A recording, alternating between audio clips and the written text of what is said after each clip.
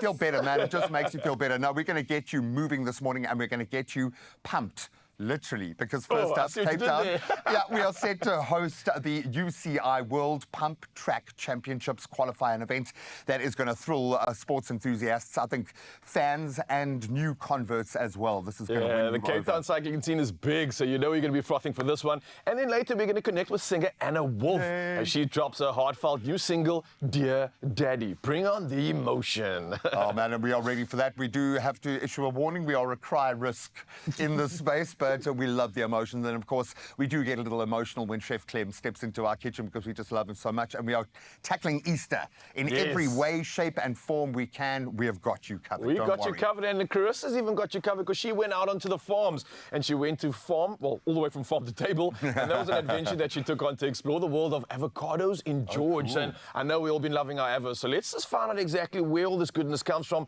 And let me tell you, this show is jam-packed with nothing but magic in action. So you are in for 3 hours of all the good stuff. And comfort. I'm going to call us your comfort food for the morning. So we're going to take a moment now to start that conversation with you guys and connect. And I want you to keep this conversation going throughout this morning. We've got a new voice line number, which I'm going to give you in a moment. But now that the chilly weather is calling for those cozy meals, what is the first warm, comforting dish that you reach for, that you want to cook when it rains, when it gets cold? Hey, it might even snow this winter. What is that go-to comfort food for you? We'd love to hear from you. You can let us know via a voice note. This is our new number, 063 036 9649. Try and commit it to memory. Write it down in your hand. We generally have to do that. It's okay. But just keep it down and make sure you connect with us. And you can also hit us up at Expresso Show. That's the handle to follow and hashtag to use. And we've got a lot to talk about. So let's get that ship out of port. Start with our news headlines and then I'll touch on the sport. Thank you so much, G-Man. Yes, official duties shall commence. Now let's start off with national headlines. And the Department of Home Affairs has dismissed 6 officials for fraud and corruption, raising the total number of dismissals to 33 since July 2024. Now the latest firings follow the launch of the Border Management and Immigration Anti-Corruption Forum, and that's enhancing collaboration with the Special Investigation Unit, the National Prosecuting Authority and others. Now, Minister Leon Schreiber vowed to continue cleaning out corruption swiftly, emphasizing the department's commitment to a corruption-free workplace. Now, some 19 officials are also facing prosecution for their involvement in illegal activities. Well, next up on local fronts, Spaza shop owners and community members in Soweto gathered at Ayetu's shopping center, and that was to learn about the Spaza Shop Support Fund, which will distribute R500 million to South African-owned convenience stores. Now, the fund will assist with purchasing stock, upgrading infrastructure, and improving refrigeration and shelving. Our shop owners expressed eagerness to learn how to access and apply for the funding, with some hoping it will allow their businesses to grow, create jobs, and empower communities. Now, the support fund aims to boost township enterprises and improve their operations. Well, moving over now to international headlines and starting off first in the Republic of Congo. Now, at least 50 hippos have been killed by anthrax, and that's taken place in the DRC in Virunga National Park. Now, the animals were found floating in the Ishasha River, and tests confirmed the presence of anthrax. Now, authorities are working to remove the carcasses and contain the outbreak, and logistical challenges hinder recovery efforts. And the Congo's Institute for Conservation has warned locals to avoid wildlife and boil water from local sources, as anthrax spores can survive for years and spread easily through cuts or inhalation. Well, next up, the UN Secretary General Antonio Guterres has described Gaza as a killing field following Israel's blockade of the region for over a month. Now, with supplies running low, humanitarian agencies have called for immediate action to get food and medical aid to Palestinians. Now, Israel insists that there's enough food for Gaza's population, but the UN refutes this claim. The continued blockade, along with resumption of military offenses, has led to significant casualties, leaving civilians in dire need of assistance. Well, we're going to cruise through to the last round of this headline, and cruising is back in full sail. And that's with over 32 million passengers globally, last year affirming its growing appeal across all age groups. Now, South Africa's 2024-2025 cruise season mirrors this boom, as Cape Town prepares to welcome more than 85 ships, 15 of them from the very first time. Now, be the crown jewel of docks, and that's happening tomorrow at the majestic Queen Anne. And fresh from Durban, this gleaming 14-deck liner is on her maiden 107-night world voyage, having set sail from Southampton in the UK in January and carrying nearly 3,000 passengers and 1,225 crew. Now, she's already visited 30 ports across 18 countries, so you don't want to miss your chance to admire the Queen Anne at the waterfront before she departs on Friday for an 18-night voyage to Hamburg, Germany.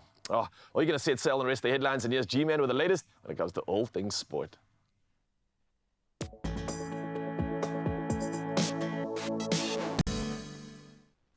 Well, it does seem like a renaissance all round. Let's start with cricket, and Priyansh Ayra smashed 7 fours and, get this, 9 sixes in a sensational maiden IPL century to lead the Punjab Kings to a 118-run win over the Chennai Super Kings, and that was on Tuesday night.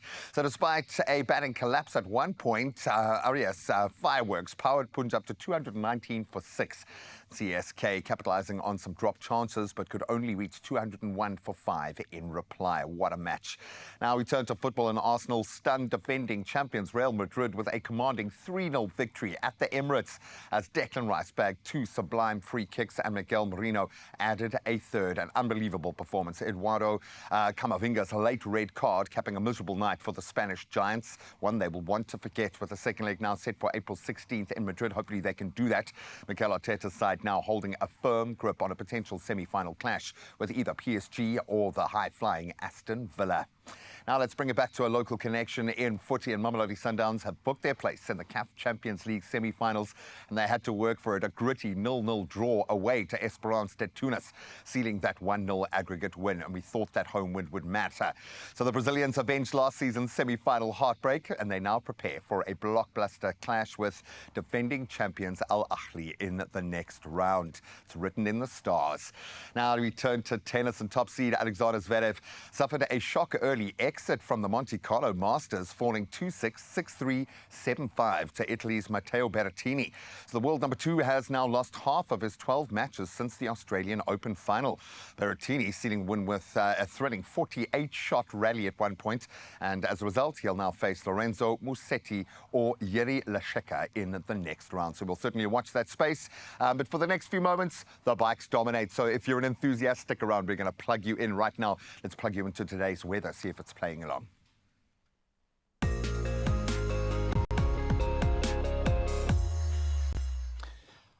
Well, I don't know if you want to get your bikes out for this, because the South African Weather Service has issued a yellow level 2 warning, and that's for severe thunderstorms, heavy downpours, damaging winds and excessive lightning. Now, this is expected to cause localized flooding in settlements, low-lying areas and roads, and along with potential property and infrastructure damage, and that's taking place in the northwest, Gauteng, the northern Free State, Mpumalanga's Highveld, the southern parts of Limpopo and KwaZulu-Natal. Now, in the Western Cape, torrential rains have battered Cape Town, with the city's Disaster Operations Centre receiving multiple reports of flooding across various areas. Now, the rainy season has clearly arrived with a vengeance. Well, a vengeance it will be when it comes to the sunrise view of the hour, because after yesterday we set an incredible bar, and it looks like that bar is here to stay, because this one was sent in all the way by Park from KZN, and look at this shot. A stunning view of the sunrise just before it peaks through the horizon. You got the beautiful palm trees in the foreground here, which I absolutely love. This is giving proper holiday feels. KZN is looking like a destination to be at, and I can't thank you enough, Park, for sending this through. You can expect 27 degrees Celsius weather on your side of town. And speaking of, here's a reminder to share some sunrise view pictures with us. We absolutely love it. That number is 063 036 9649. Now, for the first time today, let's see what temperatures you can expect on your side of town.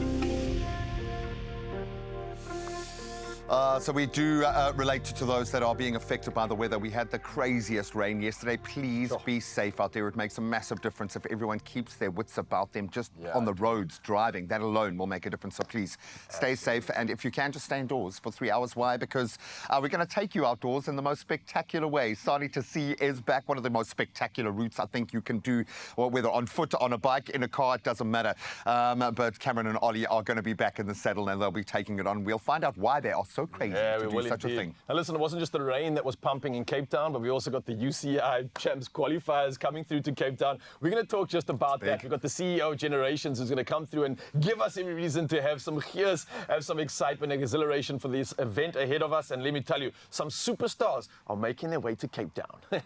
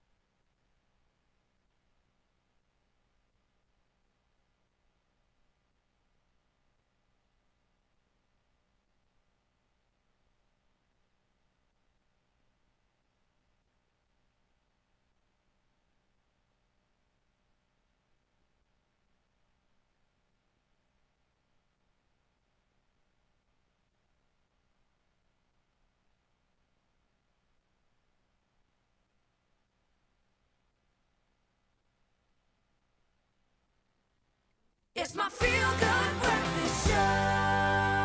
Oh, yes, Mzansi, welcome back. Your Feel Good Breakfast Show. And like we promised you, it's time to bring in some adventurous action. We're talking about Cape Town, which is gearing up for a high-octane moment in sports history. Now, listen to this. On April the 13th, the mother city, Cape Town, will host Africa's only UCI World Pump Track Championships qualifier right at the Crosswind Pump Track, and that's on the Generation School's Sandown Institute campus. This is crazy. It is the first time this elite international event lands on Cape Town soil, and the competition is fierce, to say the least. Now, we have Olympian BMX star Miyanda Masetti. We've got Chilean World Cup finalist Sebastian Mendes in the picture, and these are just some of the top riders set to take on the track. But joining us right now to tell us more about this landmark event, we've got Javron Epstein, the CEO of Generation Schools, and man, are we not pumped for this. How are you doing this morning? I'm good. It's early, but I'm good. Well done waking up this early. First challenge sorted, but this is insane, man. This challenge that's coming to Cape Town is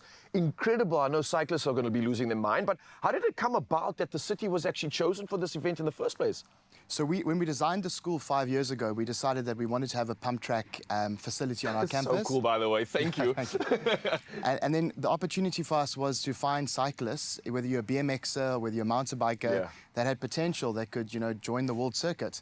So we invested in it, we built it, and then we applied for it, and we got it. So this pump track that we're talking about right now, is this the track that's literally going to be used for a qualifier? Correct, yes. The qualifier we're talking about right now? Correct. So it must be striking, it must be ticking the boxes when it comes to what it needs in the course. Do you need big jumps, you need berms? What does it involve, really? So obviously by the name Crosswinds, you can understand that it's a highly technical track. So the riders use the outside to gather speed, inside their rollers and sort of technical turns, and it's a highly technical track. Obviously you have a southeasterly crosswind that hits you, and it's probably one of the most technical tracks on the planet. Oh wow, so it's going to be a proper challenge for the internationals and the elites as well. What does this mean though for Cape Town cycling community? I mean, we haven't had an event like this in the pump track scene, and I know there's so many enthusiasts, there's so many people being inspired by what others are doing internationally. Will this raise the community? Will it excite them? What do you think the impact's going to be? I think it's massive. You know, you've got Mianda Musetti. She was the first South African black Yeah. woman to represent South Africa in the Olympics,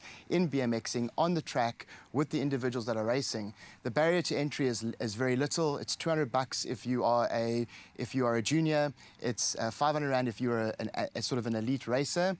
You come on the day, it's a time trial. If you make it, this is one of 20 events on 5 continents Yeah. that gets you into the final, which will be on the 5th of September in Switzerland. That's insane. And you mentioned these names because for me, when I was growing up, I would always be inspired by what I saw on TV. And sometimes, if I was lucky enough, maybe like a rugby star or something, you see them in real life, you literally get this different sense of like awe. Your jaw drops, you're like, oh, I want to be like that. Do you find the sentiment happening with some of the kids at the school? Do you hear them talking about this event? Does it inspire them? Especially the fact that they're really physically going to see some of these superstars.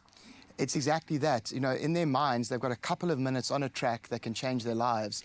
And they're with people that sort of exude confidence, the ability to win. And I think it's a huge morale increaser for these students.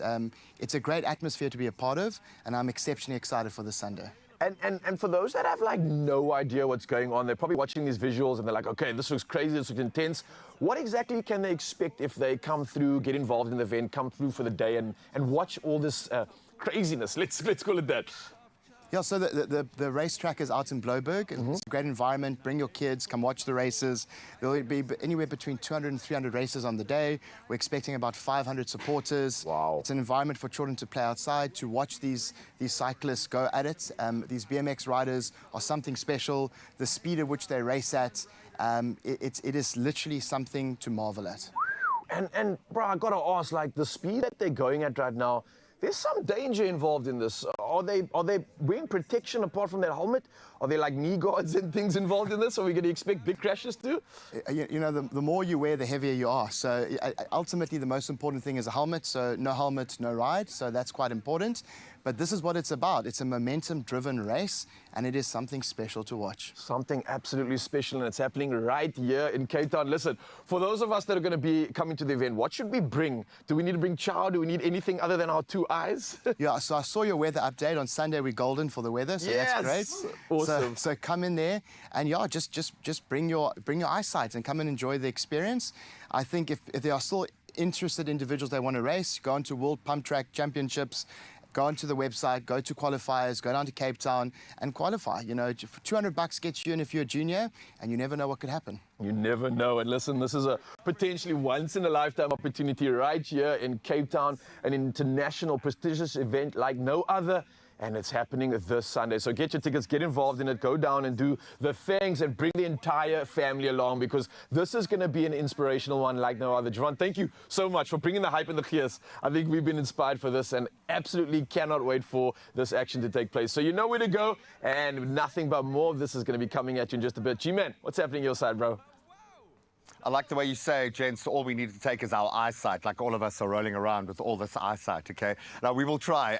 You can come a little closer to the screen to see this because these digits will stand out. You could take home millions by playing Lotto, Lotto Plus 1 and Lotto Plus 2 today. Why? There is 29 million Rand in total estimated jackpots up for grabs this Wednesday. So you can play your Lotto for 11 million, Lotto Plus 1 for 10, and then Lotto Plus 2 for an estimated 8 million Rand today. It all stacks up. So get your tickets now in store. You can do it when they open with a smile on your face. You can go nationallottery.co.za. Online, you can use their mobile app. You can use your own cell phone banking setup, or you can dial *120 *7529# for USSD. And we get asked this all the time, so we keep the details up on our Expresso social media pages. Go and check them out. Show some love to our amazing team, and make sure, most importantly, that you get yourself in the running to become a winner.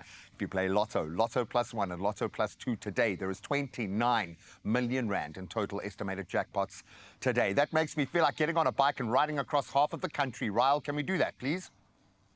Ask and thou shalt receive. Listen, we're going to dive into a lot of cycling action. It's not just the UCI champs that we're going to be diving into, but also the Signing to See challenge. It's an adventure and a challenge like no other. And we've got 2 superstars here to talk to us all about it. And we're not just going to talk about it, but we're also going to move because Ollie Manik is going to be taking me through some of the paces and some of the ways in which you need to get tip-top shape for some of these races. So yeah, a lot's coming your way, Mzansi. I'm going to go get changed and we'll see you just around the corner. Let's move. Only you can make my day.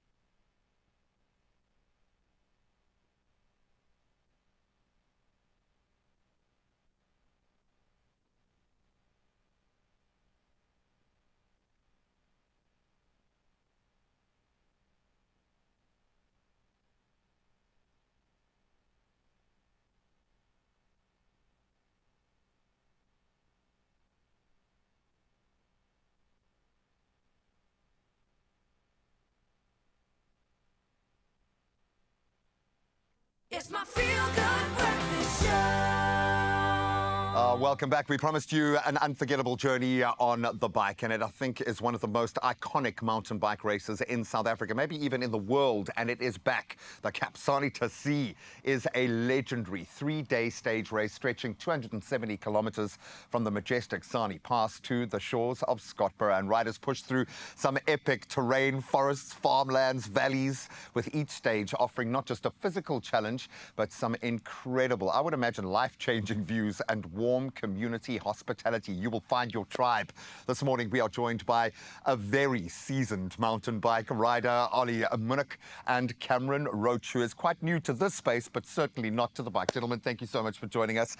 It says two old veterans in the intro, which I'm not going to say, and I'm looking at you when I say that, Ollie, but how many of these things have you done, dude? How many Sanis have you completed? I've been going up to Sani since 2007. So it's a long time now. I can't do the maths, Bruce. I'm right there with you. I've reached Almost that age. 20 years. Yeah. Yeah. That is insane. Yeah. What is it about that? Is it the place that makes it so magical? Is it the people? Why do you keep going back? So in the beginning, it was such a crazily different environment to Cape Town, where I've grown up. For sure. That it was just absolutely mind-blowing. And coming around, down, looking over the Umkomaas Valley, down what's called the Umko Drop, it's literally life-changing. And from that, the follow-on to the team dynamic, because the Kapsani to Sea you ride as a team of two, where you stay together right through your journey. And that dynamic, you often ride with different partners, many the same, but often you change partners. Cam and I have ridden some races together, and the dynamic is really fantastic. And you can't succeed if you don't ride as a team. Chemistry, yeah, you've got to have it. Yeah. So that, and then you mentioned the tribe.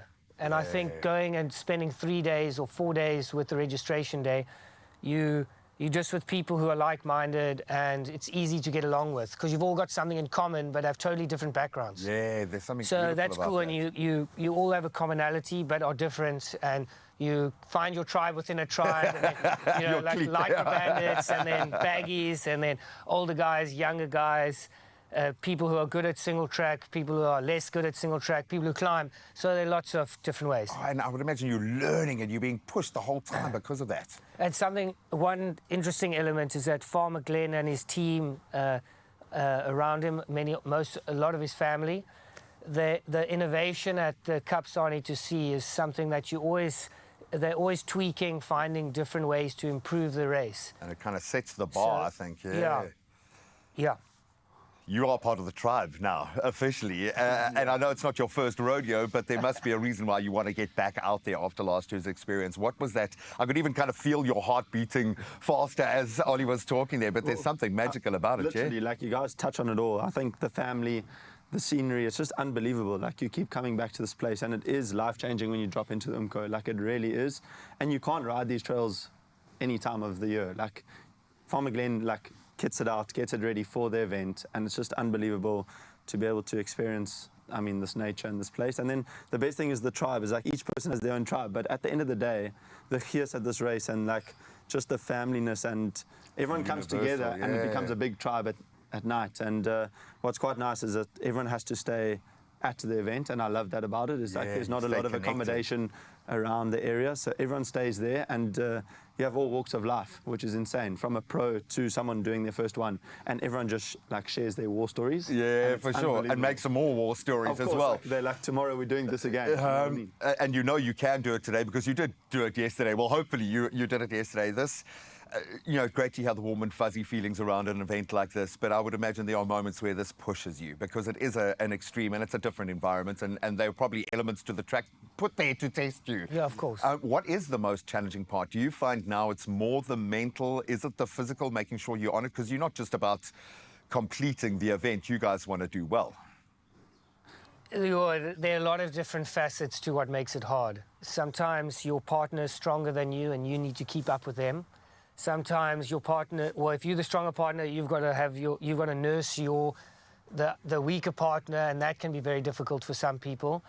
And then there's the inclement weather can come through, and that can make it very difficult. I remember Era Kleinans and I we had to pull mud out of our glasses and we had to ride like this.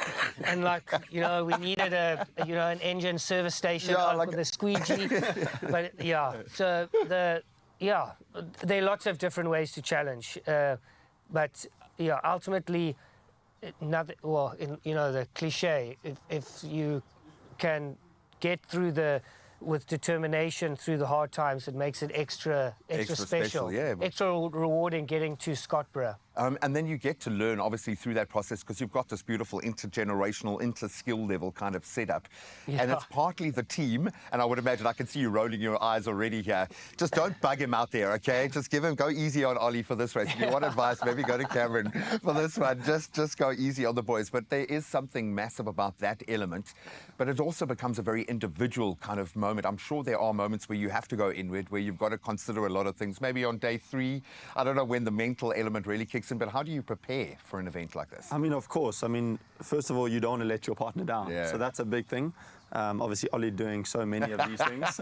And he's already set you up about the whole week of stronger rider thing. So I don't know who he was talking about, who there, yeah? You don't want to let him down. So now you sit there and you're like panicking. You're like, well, you've got to be prepared for this. So you do put in the mileage. And I think that's the best thing is your nutrition needs to be good. You need to be... sleep properly before and just be prepared, if that makes sense. Be prepared for the worst and expect the best, if that makes sense. And I think that's always helps and it will go further. So, Ollie, I mean, you could probably write a book and a TED Talk and a podcast about the mindset of doing these sorts of things. But if you could offer advice for someone wanting to do well, maybe wanting to level up, maybe improve themselves from what they did in their previous outing, what would that piece of advice, what has worked for you? Consistency. So what happens is 99% of the field have day jobs and families and lives. And you've got this pie with only so much energy you can give. And if one spends, think of it if you have 7 days to train or prepare, rather do a few shorter sessions that you know you can do rather than loading all or nothing, all or nothing and then having 3 weeks of nothing. So consistency over time, and then you try and keep consistency is my advice. And also choose your partner is very, very important in the selection, who you ride with, and then understanding the expectations, because one can want to go fast and the other one hasn't done the preparation. You have Be to on the same page. Yeah. I like to think of it as if you're the stronger partner, you've got to look back. And if you're the weaker partner, you've got to talk, you've got to communicate. Yeah, you both have a role to play because you're so in it together. We're actually honest. So, I love that. Yeah. Communication And is like we're not pros anymore. So the one has to then understand how to balance so that you can have the best experience. Oh, dude, you don't understand the levels that you guys are hitting on right now, because we have a certain pro, not pro in our midst here who snapped his head around. I'm not a pro anymore. What do you mean? Well, I think he wants to prove just how pro he is in the fitness space. But we love this kind of personal journey. We love the fact that you guys are operating as a duo, but it also speaks to a much bigger picture that is just so positive and beautiful. So get out there, explore those green spaces, and if you can get into this green space, it promises something life-changing, as the boys said. And I'm hoping that a life-changing exercise routine is on the way now. It's time for Ryle to step in and prove how pro, non-pro he is still. I've been working on my calves all month for this, right? Listen, there's a lot more that goes into obviously being a mountain biker. So we're going to try and ask one of the gents if they can come and assist us right now, step off the bike and take us through a few mobility exercises. And I think that's something perfect for a lot of us that maybe are inspired by what we just heard now. Perfect for loosening up before a ride and maybe staying injury-free on the trails. And that's one thing I'm dying to find out about is how do we get to that sweet spot when it comes to cycling? How to prepare the body to get fired up, to get active and get primed up to take on these insane challenges, because insane is an understatement. So we got Ollie coming through to do exactly that, and this is how easy it is. You can do it in jeans, just like my man over here showing you. Doesn't matter how tight they are. You feeling good this morning, bro? Yeah. Thank you so much for joining us. I'm not going to make you do anything crazy because I know you do enough of that on the bike. Yeah. Is this your bike we're looking at? It's Cam's bike. This is Cam's but bike. we ride the same. Okay, I just wanted to ask you like 1 or 2 questions before we get started, right? Yeah. Because I see that we've got the single speed, looks like there's like a 112. Yeah, it's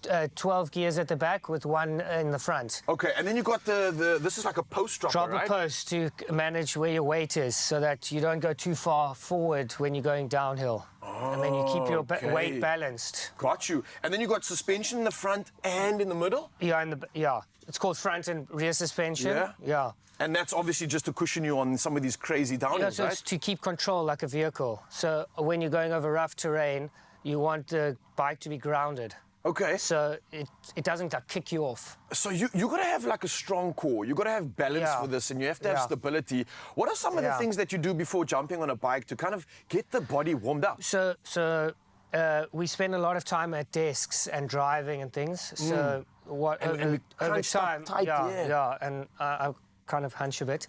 so I'd like to open my shoulders, but I had an accident in 2010 in April Yeah. in Maritzburg. I compressed my T9, Sure. and I then in that process met a guy, Michael Watson, who's helped me a lot, and Lawrence van Lingen.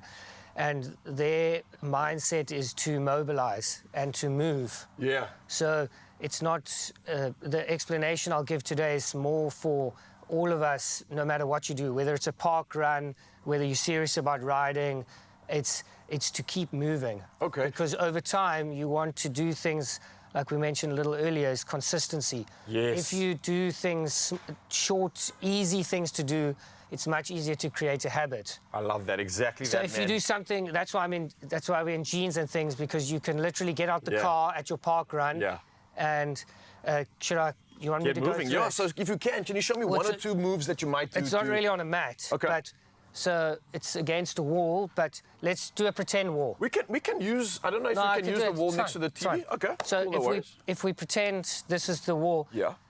the idea is that you want to prepare your body so that it can start moving once you exercise it. Yes. So if you in George at the Botanical Garden doing the park run 5-10 Ks, or if you're going to the Kapsani to see, or you're going for a run on the promenade like Cam does Yeah. with his cool mates, you want to just get your body in a it's ready to move. Sure. So So- we've got the wall, yeah? What do we So do you got with your it? wall. It could be your vehicle. It could be anything. Could go against you, but that's might be. So your hips are very important for the movement because everything is based around the hips, and that pushes us forward. So when we're in a vehicle, you're closing your hips, and they get locked. Yes. So you go against the wall, and you lift, and you're literally moving your hips like this, and then wow. open. So can I try it on the wall right here? Because I'm going to steal this Yeah. piece of wall here. Yeah. If my hand's up against it, like you said, Yeah, am I just easy. nice and tall? The key here is that it's Just up against It's like this. easy. Just Oh, okay. So I Like don't know if that? you guys can see this right now because I am facing my back to you, but essentially what I'm doing and what I'm feeling is that this is opening up my hips, activating my hip flexor, activating that psoas muscle as Yeah. well, which I can feel right now, and really forcing me to stay in this position without. Obviously, the wall's here to stop me from hunching over, right? Yeah. That makes sense. Okay, so just staying tall stability, and yeah. proud, opening up the hips, and this is Yeah. something that gets super tight Yeah. on the bike. That makes sense. so. Then there's a second one to open the back, just like this. So you want to keep your hips like straight with the wall. Okay. Just. And it's we're not. All right.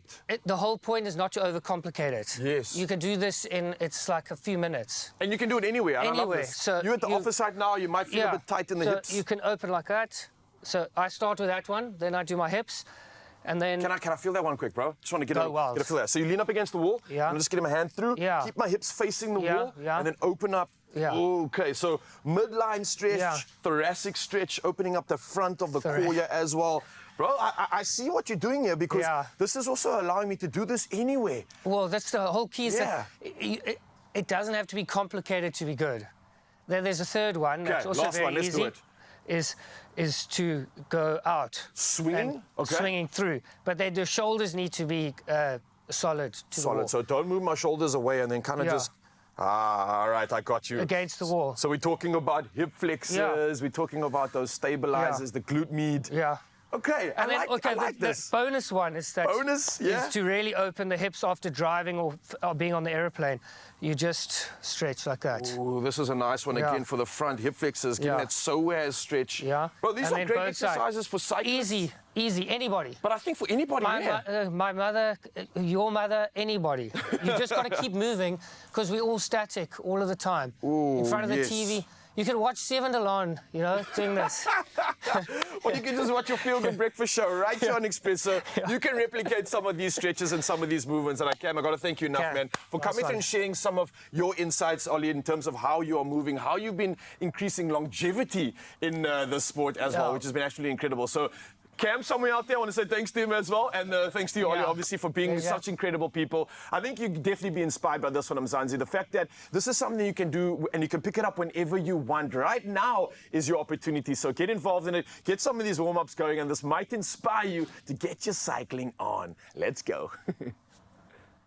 Well, you heard it, Ryle, from Ollie's mouth. Your mother, my mother, everybody's mother can do it. Then we all should be out there and loving it. Now, wishing these beautiful gents all the best. We know so much rests on their chemistry and looking after each other. So look after each other. It's going to be grueling. Well, we're going to give you your rewards if you stick around here in studio. Before Chef Clem steps in and we embarrass ourselves cooking in front of him, we're going to tackle some gorgeous Bacomo cornflake cookies. There are so many boxes being ticked in that sentence. Cannot wait. I think the texture is going to be king. Then the incredible, I'm going to call it the incomparable Anna Wolf is back in studio with new music. Oh man, she drops an emotional bomb in the studio whenever she comes, and this song is titled Dear Daddy. Help us, please, Lord. We are going to be all right. Get the box of tissues out. We're going to connect with that superstar in just a moment. We'll see you now. Only you can make my day.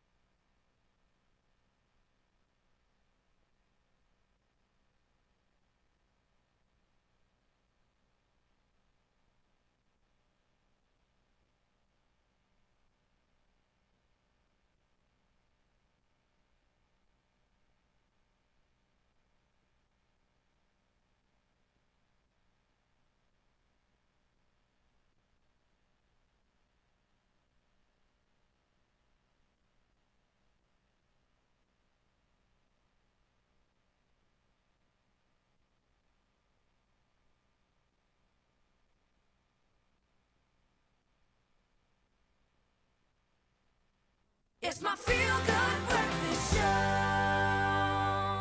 Baby, it's cold outside. It is getting cold outside, so we want you to stay indoors and get comfortable. Chiliwilla calls for cozy meals. That's why we reach for that comfort food. So what's the first warm, comforting dish you can't wait to cook when it's raining outside? We wanted to hear your voice notes on our new voice note line, 063 036 9649, and hit us up on the socials, hashtag Expresso Show.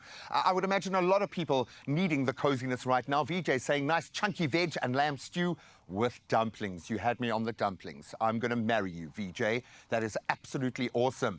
Puvendri saying a spicy mutton biryani with dal and salad to finish it off with a sweet treat of soji. That's semolina pudding. Thank you for educating us as well. My kind of comfort food. I don't think you're alone in that, Puvendri. That is absolutely awesome. Tracy Lee saying, good morning, Expresso family. Right back at you. I'm definitely cooking cabbage bready today. That is interesting. Please share with us a recipe and, most importantly, a picture or video of you eating it. I love it. Pat K. English saying, cow feet and samp. Put it down. I like the fact you know explanation needed. Enjoy that, because I have a feeling it's going to be raining in most of South Africa today. So reach for those cozy meals, but please share the love with us. It's all about the culinary delights today. Yes, we've got Chef Clem stepping in to give us a masterclass in our culinary hotline. But in just a moment, Ryle and I are also going to try our hand at what sounds like the most delicious and, interestingly, first-time cookies here on your Feel Good Breakfast Show. Worthy of the cookie monster himself. You would absolutely love this one. So, Jim, I'm going to ask you to come and join me for this, because we've got some stellar ingredients. We've got some fun to be had. And this is something you can get the whole family involved in, because it is something special. And we're using a very interesting ingredient for this. We're going to bring on the crunch like no other. Right. G, you ready for this one? I don't know how to deal with you in a polo neck. It's all legit when you have a polo neck, No, right? you're a supervillain. Now I'm making breakfast with a supervillain from James Bond, okay? I don't think we've ever made biscuits quite like this before, which is saying a lot. Absolutely, because listen, this one is crunchy, it's chewy, and it's packed with deliciousness. And these are cornflake cereal cookies. Yes, cornflake cereal cookies. Yeah. They're taking your favorite childhood flavors and giving you something fun, crispy, and obviously adding that little bit of a twist. So with the extra toasty crunch of Bacomo's cornflakes, each bite is a perfect mix of texture and flavor. And that's the sensations we were wanting in these meals. I like it. The cornflakes walked up to the little popped rice vibe, and they were like, hold my breakfast milk. I'm going in. Rice Krispie treats for what? Okay, we are having.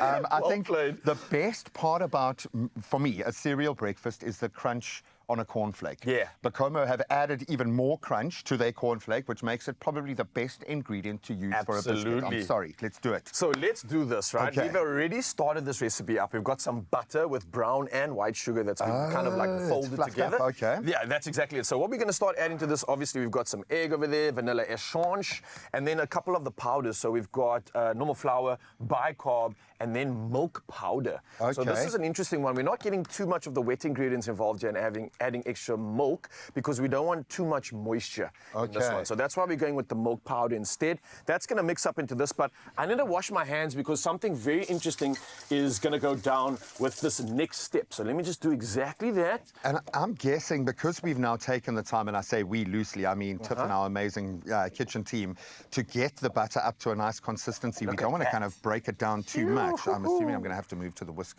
Yeah, I think in just a moment. Starting to get involved in that. Jimin, while you're obviously putting that together, there's something that we're actually going to add to that as well and fold into it. Now, Bit of vanilla have fun, essence. right? Because what you want to do is get involved in this one. You want to grab your hand and go like this. Grab some of the flakes.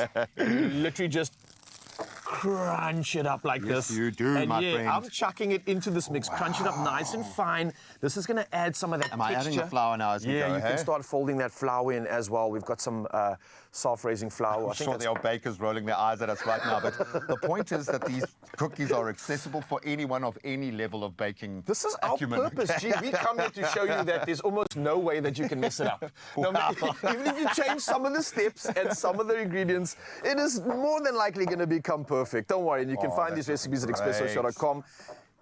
G-Man's coming through now. I think you've whisked that away perfectly, bro. All right, let's move Nicely back to our done. spatula and work in, but that's coming along nicely. And it's going to be a nice sturdy dough. Is Yeah, that a term? literally. I don't know, but it's going to have a great Absolutely. A nice pliable texture to be able to create your biscuits with. Okay, that looks amazing. Now listen, let me talk to you, Mzansi, because obviously what we're using here is special and fun at the same time. We are doing something that's made with new and improved recipes. We're using the Bakomo cornflakes, which offers a crunchier, toastier experience in every bite, and you'll experience that for sure in these cookies. Now, it's not just for breakfast, clearly, because Bakomo's cornflakes are the perfect way to add texture and crunch to your favorite treats. And if cookies are your favorite, then we tick in that box. Now, it's also a source of fiber, vitamins, and minerals, and Bakomo cornflakes ensures a balance of great taste and good for you and the entire family. And a reminder, get this recipe at expressoshow.com. Maybe you can challenge yourself and add some different ingredients into this, but G-Man has folded that to perfection. It is looking beautiful, dude. Nice. I love the fact that obviously with our any dough, I think it's going to win by letting it stand. You want it to prove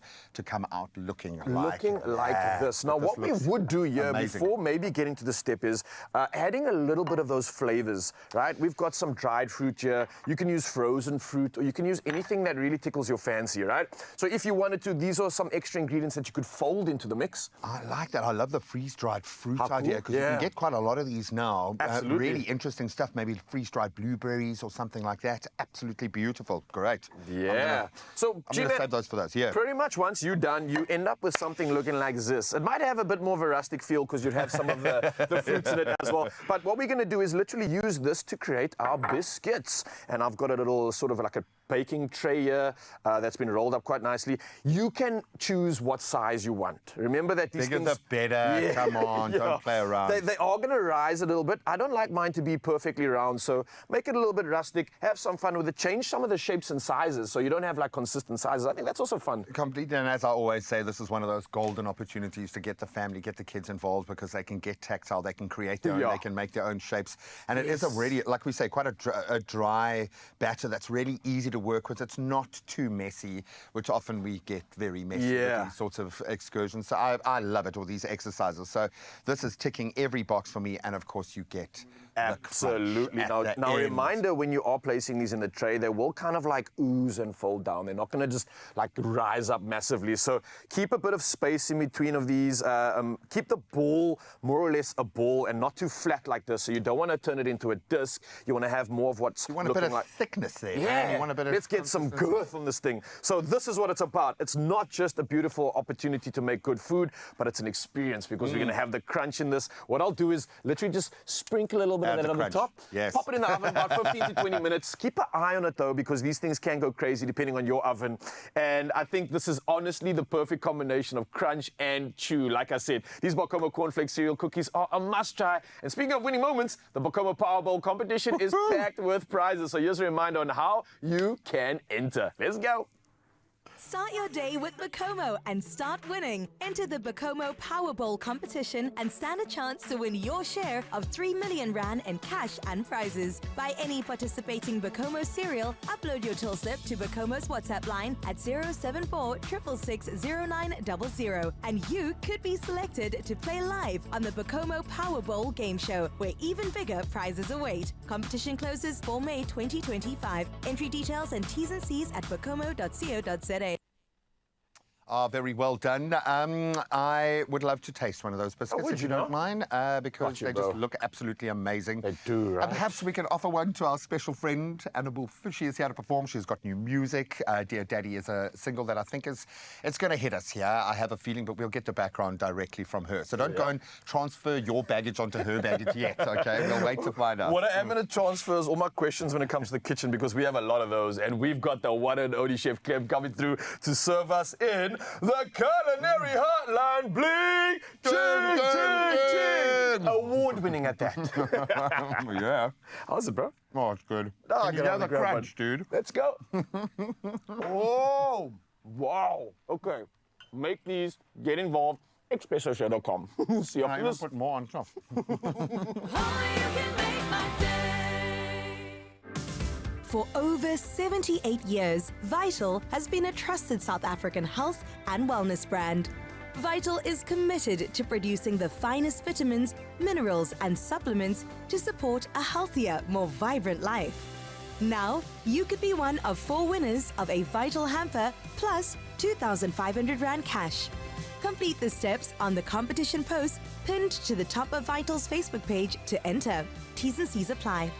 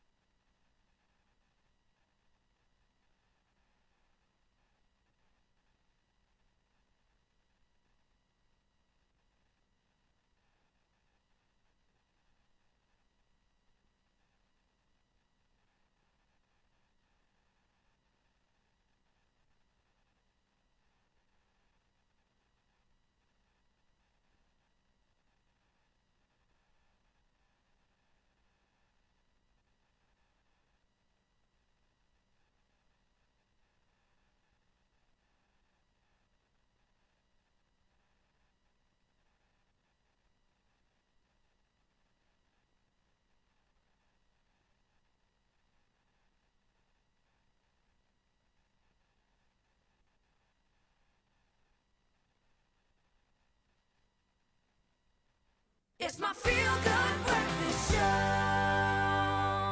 Oh yes, Mzansi, welcome back. Your Feel Good Breakfast Show, and we're about to make you feel good, especially after you listen to this superstar. We're talking about Anna Wolf, who is a London-based singer-songwriter and someone who's making waves in the music scene. Now, with a hauntingly beautiful sound, it blends romances and darkness. What beautiful polarities. And her music resonates long after the last note fades.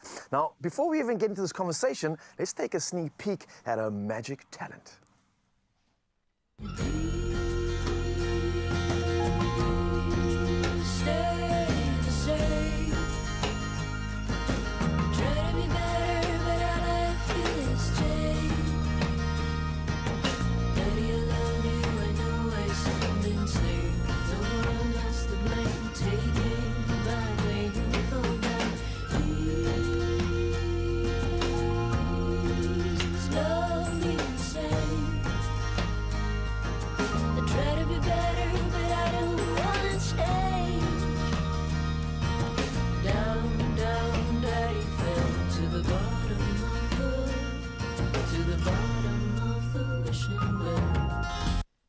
Whoa, ladies and gentlemen, put your hands together for Anna Wolf in the building. Pew, pew, pew, pew.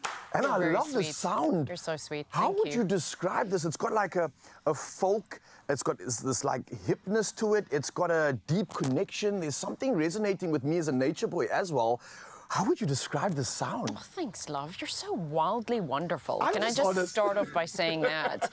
Thank you. The sound is exactly that. You know, I think as an artist, I've always wanted to create a space for the listener to be able to hold space for them. If that is through lyrics, if that is sonically from an instrumentational aspect. So I think your sum up is perfect. It's through the experience. Yeah. That's what it is. And you experience something that I think all of us are getting to experience now for the first time. A new single, a new song, Dear Daddy. Talk to me about the inspiration behind this and why you felt like this was the time to give this to the world. You know, I was lucky enough to be invited to go and record at Cash Cabin Studios, which is in Hendersonville, Tennessee, and that is Johnny Cash's old studio. Whoa. So, I mean, I'm a massive Johnny Cash fan, so when the opportunity came about, I just felt so intuitively led to obviously do it, and the song was born from this beautiful but broken place at the same time, and I got the another great opportunity to work with a fellow friend and an artist who I just deeply admire and respect, Hunter Kennedy, which we know from many of his different projects, Polisikar and so forth. Is he not involved in Spoegwolf as well, maybe? No, not Spoegwolf. He's involved in Jebels Fantastisch. Jebels Fantastisch, and he writes amazing stuff too. He does. I do consider him probably one of the best writers that this country has ever seen. So Hunter and I got together and then wrote Dear Daddy. Yeah. And it doesn't stop there because we're touring. We're giving this to the people. And you got an official Dear Daddy tour in South Africa, right? I am, yeah. How awesome is this in terms of like for you to be able to express this music back in South Africa? And also, when is it starting?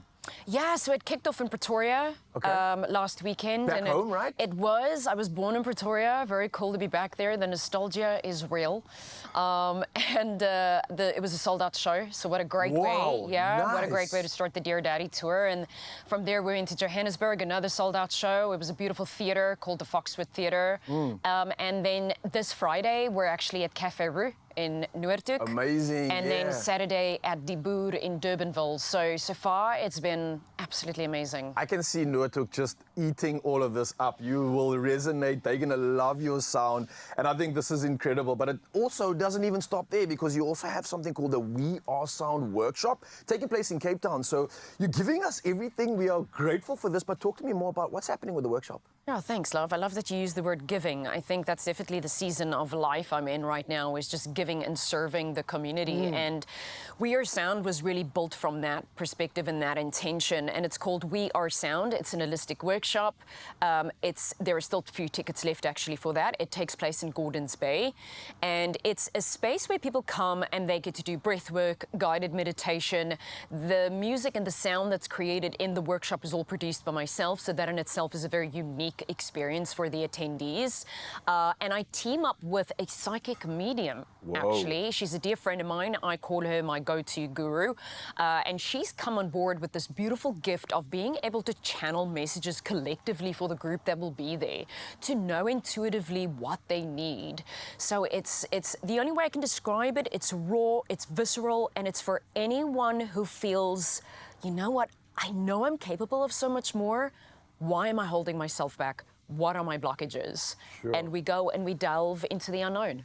And I think you've been delving in so many ways. Listen, I feel like we could sit down here and chat forever, but it seems like you literally are in your season of giving, from new music, from a tour, from a workshop. You've even recently launched a podcast too as well. So I want to say thank you for giving us the energy that I think feeds us, that stimulates us. And it's not just in that form of music, but we're all going to be getting that as well. So I'm going to leave you to it so that you can prepare to serve an entire nation on live TV. I want to thank you for giving some more insights into just how your magic has just revolved and evolved over the years, and I think it's just going to get better and better. So grateful that you're here in South Africa, and grateful that we get a live taste of this magic of Mzansi. So stand by for that. But before we do, official duties with G-Man starts right now. Thank you so much. Cannot wait to hear more from Anna, but it has just got 7 o'clock, which means time to get back into our national news first.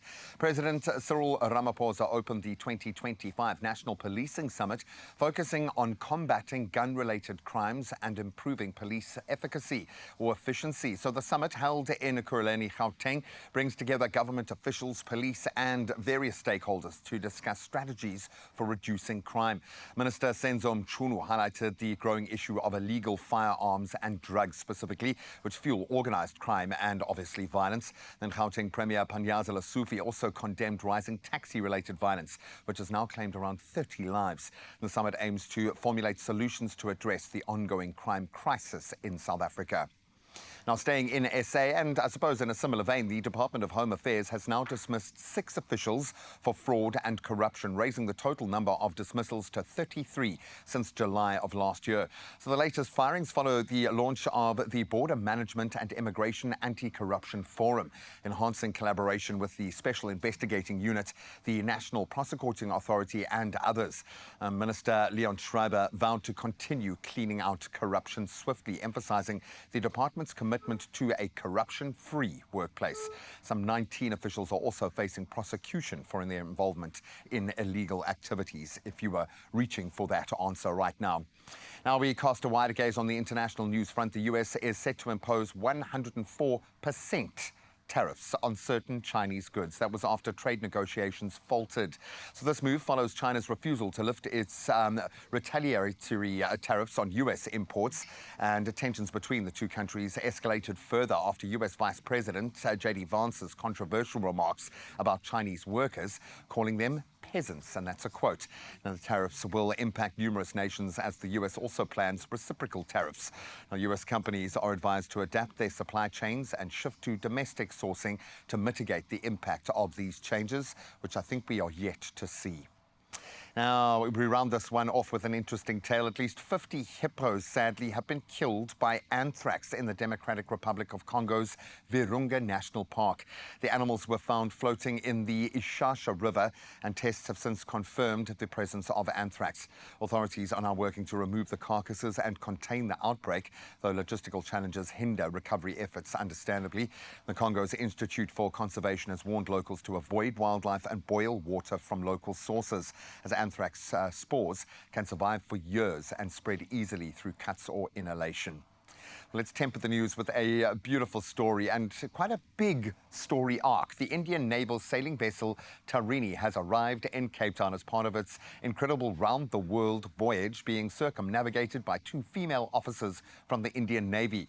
The welcome was a very warm one, featuring a lively performance by the South African Naval Band and then speeches from dignitaries, the likes of India's Consul General Ruby Jasprit and then our very own Rear Admiral Lisa Hendricks, Chief Staff of the South African Navy. And the stop at the Royal Yacht Club, or Royal Cape Yacht Club rather, gives the crew a chance for a little bit of maintenance before continuing their incredible journey. This voyage celebrates women's leadership at sea and strengthens the maritime ties between South Africa and India through shared waters and clearly a spirit of adventure. And I'm sure that's got Nature Boy's attention. Let's hand over to him to do the sporting lineup.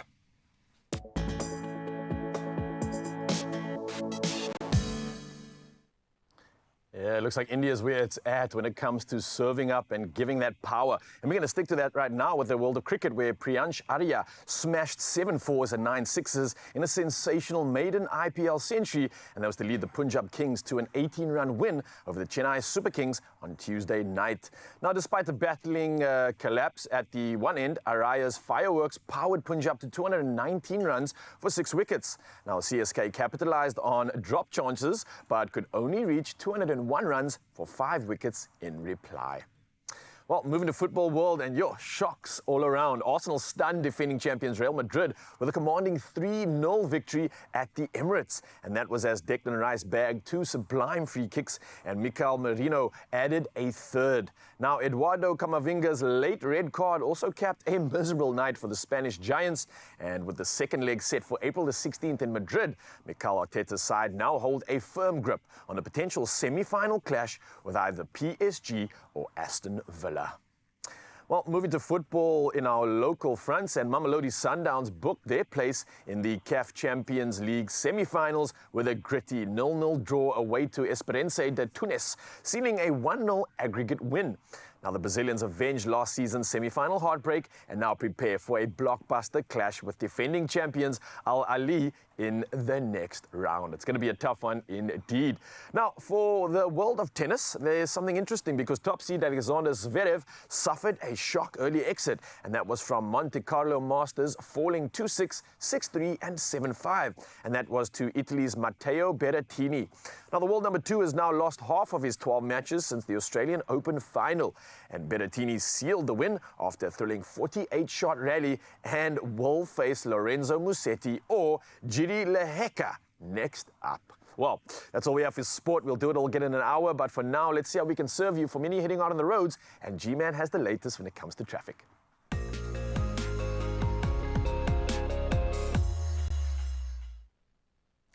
Thank you so much, Raul. Let's head out onto the roads in Johannesburg first. In Gauteng, there's been, sadly, an accident on the N1 northbound by the Western Bypass at the Golden Highway. That's affecting predominantly the left shoulder, but delays are obviously expected for motorists using the route, so do maintain a safe following distance and keep your wits about you. Now, let's turn to weather, and rainy weather conditions are expected for the Cape particularly, so wherever you are heading, stay vigilant and stay safe while driving. Yesterday was crazy. Today is probably going to follow suit. In fact, let's get into your weather now.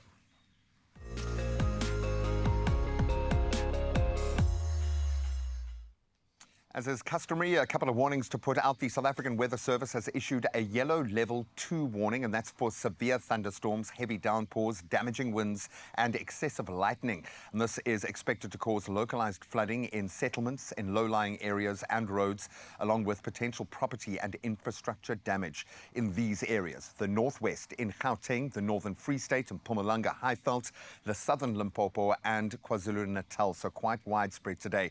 Then in the Western Cape, torrential rain have battered Cape Town, with the city's disaster operations centre now receiving multiple reports of flooding across various areas. The rainy season clearly has arrived with a vengeance. Please stay safe and vigilant out there. Well, let's temper the storm, literally, by a beautiful view of how someone is waking up this morning. And in fact, it's Mercia from Kariga. 22 degrees Celsius is what you can look forward to today, and that's kind of what it looks like in the sky. An absolutely beautiful vision to start our day. So it's not raining everywhere. Thank you so much for bringing that beautiful view of your world. And you can send your morning views to us as well, 063 036 9649. We'd love to see how you wake up in your neck of the woods. But right now, let's see what you can expect temperature-wise in your area.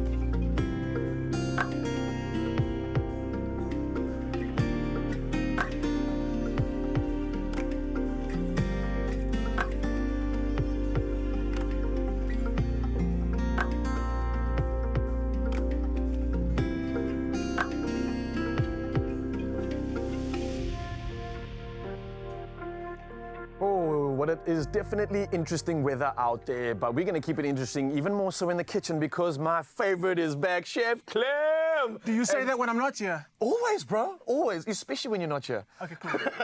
Cool. We're good now, right? Cool. We're good. Yes. Don't tell him. But listen, we are talking about something incredible. We're talking about the fact that Easter's here. We're talking about doing things like pickled fish, but we're not pickling fish. We're pickling something else on our award-winning culinary hotline. Bling! Ching, ching, ching! What are you making, bro? We're gonna do pickled prawns today. Whoa. Because I believe you can pickle anything. Anything can be pickled. We're going to do a delicious pickled prawn, so if fish is not your thing this Easter festive season, we've got you covered. And then later on, leftover hot cross buns, what do you do with them? You make waffles. We're making hot cross bun waffles. You're lying. It's going to be delicious. This Easter, we're going all out. Oh, man, the culinary hotline Bling could not get better, Mzansi, and you're going to see it first right here on your Feel Good Breakfast Show, so don't go anywhere. The magic continues straight after this. Oh, you can make my day.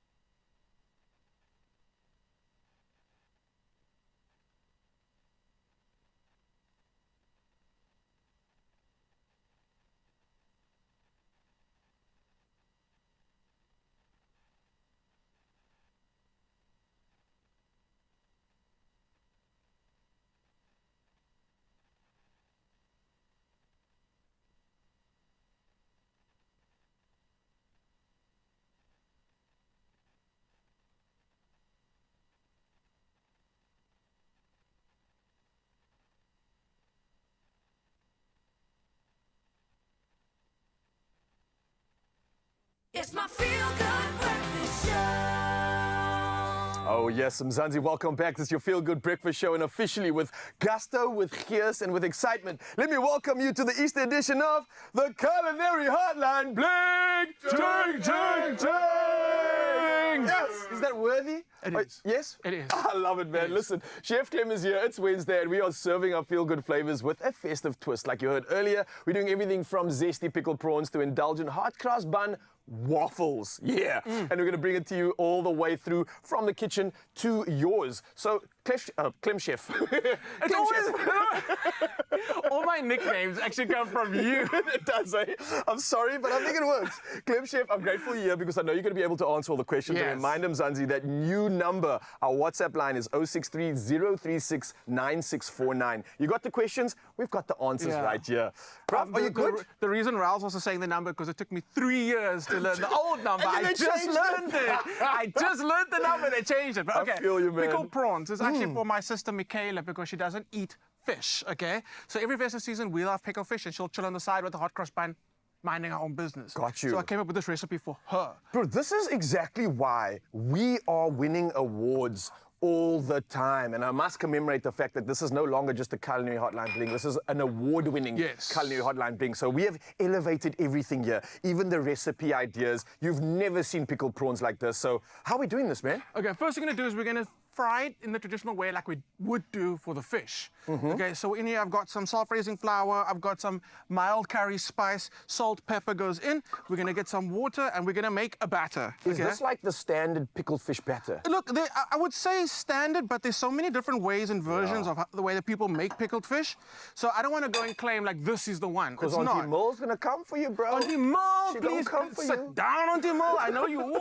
No, just chill, Auntie Mole. It's okay. We all have different ways of making it, but essentially pickled fish has the fish, which has a crumb on the outside, a batter, crumb, whichever you decide to do, and then you make a pickling liquid separately, okay? Got you. Then you take that crumbed fish that has been fried, and then you put it into that pickling liquid. So what happens is you got this coating of flour on the outside. That's still gonna help thicken the pickling liquid a little bit. But what it's gonna do most of all is it's gonna become like a sponge. And it's gonna suck up all that delicious curry. Have you not made your pickled fish yet? I haven't made it, Get out of bro. here. It's what? 2 weeks away. I can't make it. I'm going to be honest. We're gonna learn. I've never We're gonna made learn. it. That's why I'm paying attention here right now, because hopefully this can be the first and I can show off to the family as well. Yes, okay, I get you. Also, when people do say, like, okay, people make their pickled fish in advance for the fact that fact really gets in there. The longer the better, right? No, if you're telling me you made your pickled fish a week and a half ago, I'm like, whoa. Too fresh. That's too fresh for us. Because you know what actually happens when you cure fish, right? When we cure fish, I just said a very bad word on TV. We put salt in it and it draws some moisture out of it, and the fish becomes more dense. We like that because that gives us a great flavor and texture sensation. Yeah. But if you're sitting in that pickling liquid for that amount of time, your fish is going to become so dense, which might still be, it's very much edible, but it's going to become really, really dense. It's not that desired texture that you want. Too dense. Too dense, I got exactly. you, man. Because the one thing for me in terms of the world of nostalgia is literally combining a buttered hot cross bun with pickled fish. What was crazy for me is that I didn't actually enjoy it at first as a kid because we never had like the fancy hake and all those things. We just got snook, bro.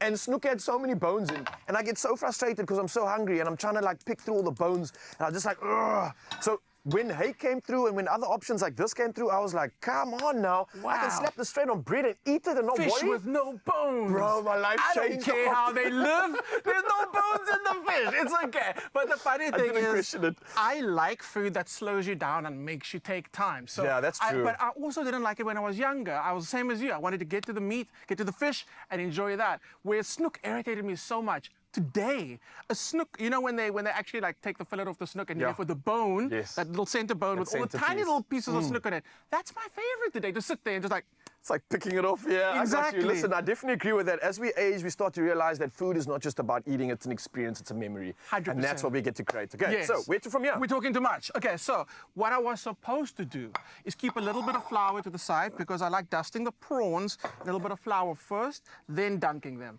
What does that help with this? That creates a little bit of grip. Good grip. Helps with the grip because you're adding something very dry to the prawns and then into something wet. So that dry obviously is going to cling onto the wet. Of course. And that's going to help it stick. Right. So while this oil's busy heating up, let's talk about the pickling liquid because I want to make sure you get the nice sizzle. The pickling liquid is very easy, but here's where people sometimes get it a little wrong. Okay, so first of all, your onions. When you do your onions, you want to make sure they're not too thin that they disintegrate, and because they're going to be sitting in that liquid for a while, you want to make sure they're not too thick that people that think it's now pickled onions with a little bit of fish. Truth time. This is kind of what I'm looking at.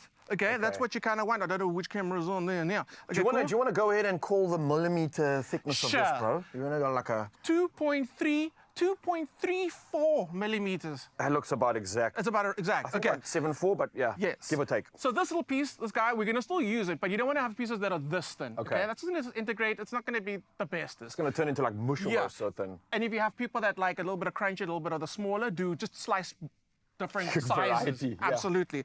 So in we're going to go with our onions, okay? And I kind of like adding the onions first because there's a little bit of oil in there. When you add onions, garlic, chives, spring onion, leeks to cold oil, as that oil heats up, it takes on the flavor of the onion. Is that why the okay? pan wasn't hot to start Exactly. with? That's why I always add garlic to a cold pan with oil. Instead of burning the garlic, the oil extracts all the flavor. Oh my goodness, I've done that so many times, bro. Okay, Ralph. Thank you. It's okay. Thank you. It's okay. All right. Can you? How good are you at naming spices? I'm okay. Okay, I like a Graham laugh. Wait till part 2 of Culinary Hotline. We see what Graham has to do with a waffle. Just joking. Okay, so we're gonna go in with coriander seeds. Okay, adding them whole. Bay leaves. I love bay leaves. Some people say the bay leaves don't do anything to food. Bet it does. But okay? it's just like authenticness, bro, in a meal, because that's literally what you chew on afterwards, and you know that this flavor didn't come from anywhere other than the authenticness itself. So The authenticness. it's traditional flavor coming in here. There we go. What did I add now? I forgot. was Okay. that curry Added some powder? mild curry spice. Curry spice. We're going in with the turmeric now. You can add Nice. fresh turmeric. I love it. 2025. We get fresh turmeric. Beautiful. You can add that, and then sugar and vinegar. And I'm gonna add water as well. Vinegar is obviously the break signature it. flavor. Yeah. Okay, and sugar, because we've got to counterbalance that vinegar. Vinegar it's quite hectic, so we're gonna add. It's a lot of sugar.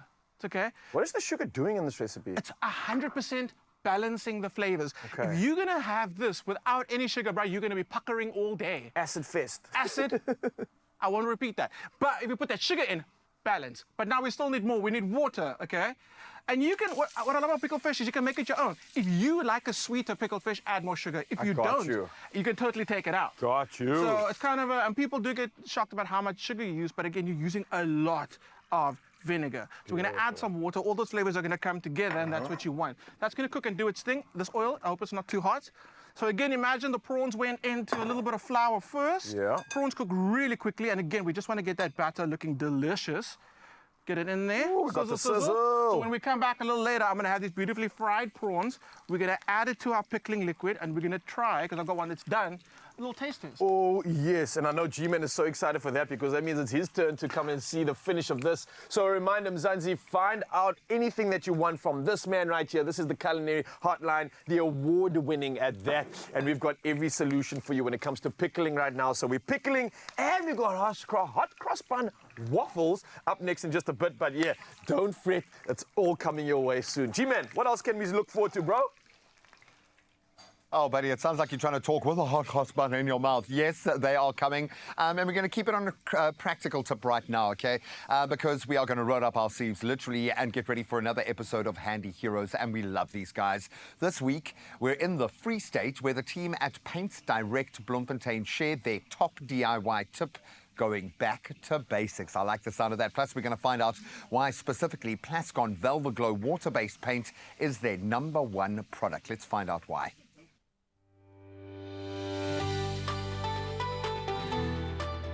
Powered by Plascon, today's handy heroes come from Paints Direct, Bloemfontein in the Free State, a paint expert store and member of Paint Club. Paints Direct took hands with Plascon in 2014, so we're just a little bit over 10 years old now. We started off in a very small shop, and we're very lucky to have this store at the moment. The thing that makes me proud of this store is our staff. Our staff makes me very proud. The customers that come in, they turn out to be family members at the end of the day, so it's recurring customers. We have a good relationship with everybody coming in. What makes this the best store in Bloemfontein? I would say the small team that we are very hands-on, so each customer gets a very personal welcoming here. The Plascon brand, that makes us special, because being in the service now for just over 10 years now and still being able to sell the Plascon brand. We are a point of sale for Plascon as well, so we also service their customers nationwide. That's a golden star for us. My favorite Plascon product is the Velvet Glow water-based. It's an excellent product. It's a self-undercoated product, so you can use it in your bathrooms, in your kitchens. You can actually use it everywhere you want to. It's a very versatile product, and being the fact that it's a water-based product, that's just the selling points for velvet buns. DIY tip would be go back to the basics and then stirring your paint. Today's Handy Heroes is powered by Plascon Wall and All. Unmatched dirt, stain, water and fade resistance to keep your walls beautiful for years. Plascon, together we've got this. It is smelling so good in here. That's why G-Man couldn't resist coming through and seeing the final process of what we're doing right now. How's this looking, Chef Clint? It's looking good. So what I've got for you is a little taste tester. G is going to hold on for the waffles. He's having waffles a little later. I'm having all the waffles. But Chef Clem, I'm reminded of something as this little moment happens here, and it's a bit of a full circle thing. So I'm allergic to shellfish.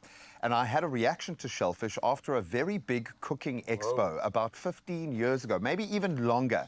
Yeah. And at that particular cooking expo, a very enthusiastic, very busy, young, in-training chef came up to me, and I didn't know him from a bar of soap, and he said, "Dude, I'm going to be cooking with you on TV one day." Do you know who that chef was?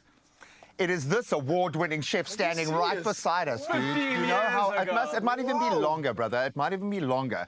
I can remember that not just because I nearly died that night, but because I saw you again. And I don't think you remembered telling me, but I remember you, brother. 2009. It was a Saturday. It was 2009. It was that long ago. And it's amazing how long our journeys have been amazing. I mean, even back to Afternoon Express, to Expresso. We've all been, don't cry, it's okay. I know, it's amazing, dude. I'm like 2009. That's crazy. And we're here, which actually is a testament to all of you out there. There's nothing that is impossible 100%. at all. Say it, work towards it, and then, hey. That's why we call this the manifestation station, my brother. Oh, hey? Gentlemen, stop inspiring us here. I'm getting emotional. I'm getting weak in the knees, but I'm getting more excited because we're not going anywhere. Chef Clem's still going to be here, finishing off this recipe, which he almost kind of has. And then we've got hot cross bun, waffles, and Anna Wolf. Don't go anywhere. The magic continues.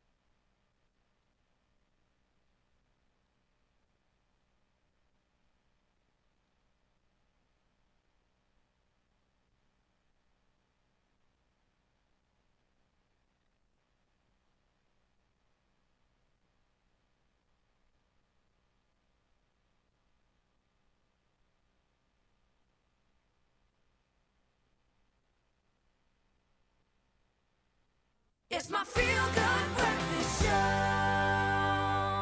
Oh, yes, Mzansi, welcome back. Your Feel Good Breakfast Show. And honestly, things have been feeling so incredible. I've been inspired to move in so many ways, from cycling and now to canal challenges, because happening this weekend, the 12th of April 2025, Cape Town's Battery Park Canal comes alive with the Waterfront Canal Challenge. Now, this is a family-friendly open water swim. It's uniting athletes of all levels in a powerful celebration of sport, community, spirit, and social impact. And we've got two absolute queens here to talk more about it. Firstly, Olympic open water swimmer Michelle Webber, as well as Dr. Roxy Davies, the South African surfing champion, an entrepreneur, and the founder of the Roxy Foundation, who's joining us in studio to chat about this incredible challenge, the Waterfront Canal Challenge. Ladies, firstly, how are we doing?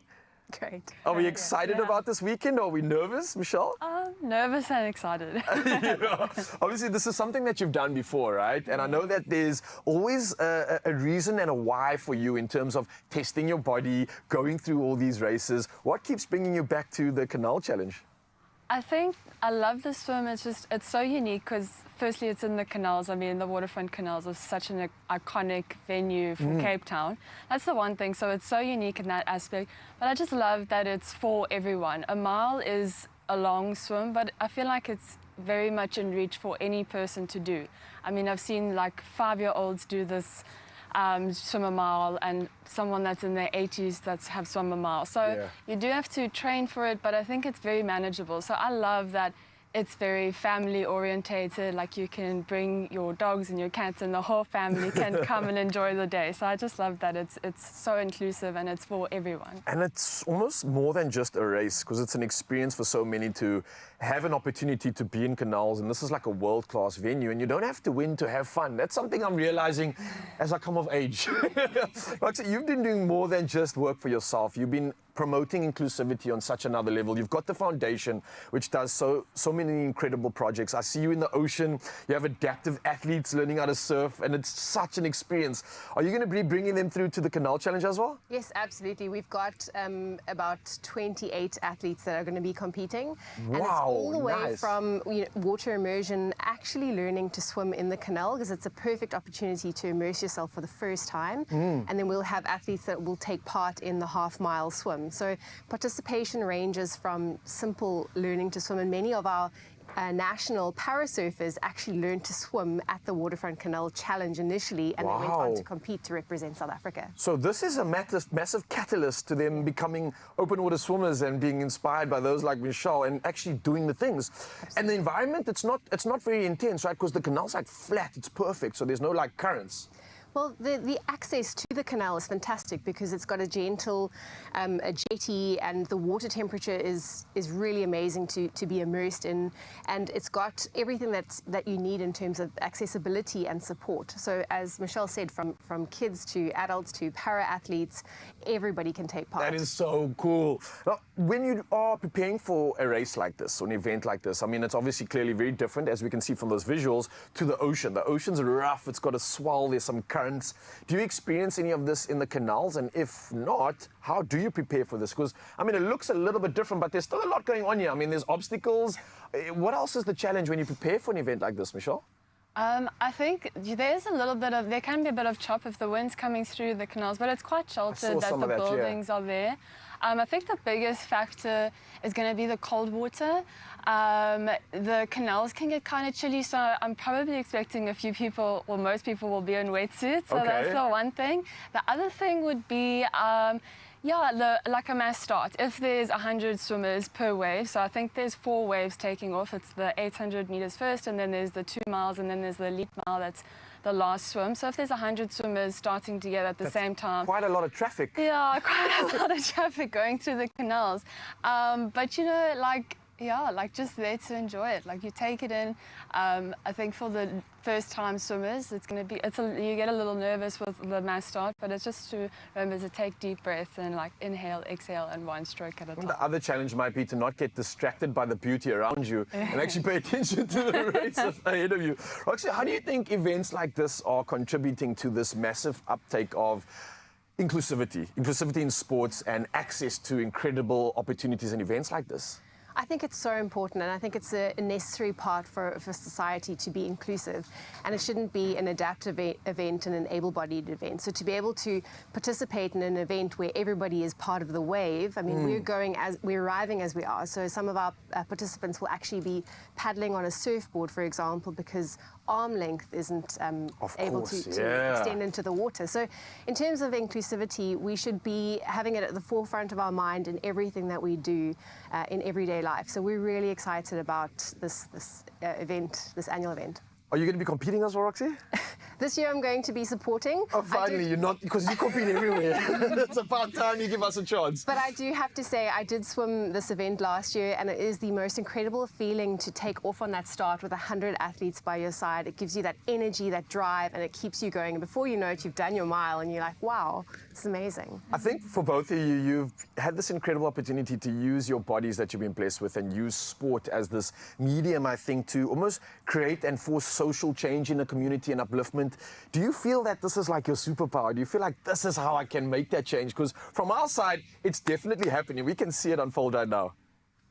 For me, I think it's every time I stand on the shoreline or I'm in the water, it just gives me goosebumps knowing that we're in the place that we're meant to be to create this ripple of change in South Africa. Turning your power into impact. Michelle? Yeah, I think as well. I think it's such a blessing to be able to give back to sport, and yeah, just to be there with all the participants and just knowing that, you know, this is an environment for everyone. I think it's just an amazing feeling. Truly amazing indeed, and thank you again for the incredible work you're doing for not only just inspiring but being a part of such impact and change. And a reminder, you can be a part of this event by going through, supporting, getting involved in all the gears. It's happening this weekend, the 12th of April 2025, 8 a.m. till 12 p.m. at Battery Park Canal. That's the V&A Waterfront. You want more information, you can visit waterfrontcanalchallenge.co.za. Go get involved.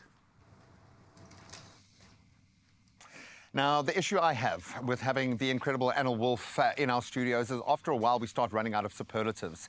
It's just impossible to describe her incredible sound. And when you throw Hunter Kennedy into the mix, it's impossible. So I'm going to leave it up to you to make your choice. But we are in for an absolute gift this morning. Lady and gent, the floor is yours.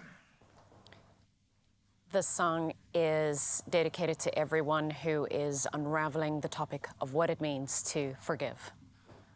It's called Dear Daddy. When was what, then and now? Let me tell you about how it was when I was young. Things don't change, it's the people that do. The world is a stage and I'm stuck in act 2.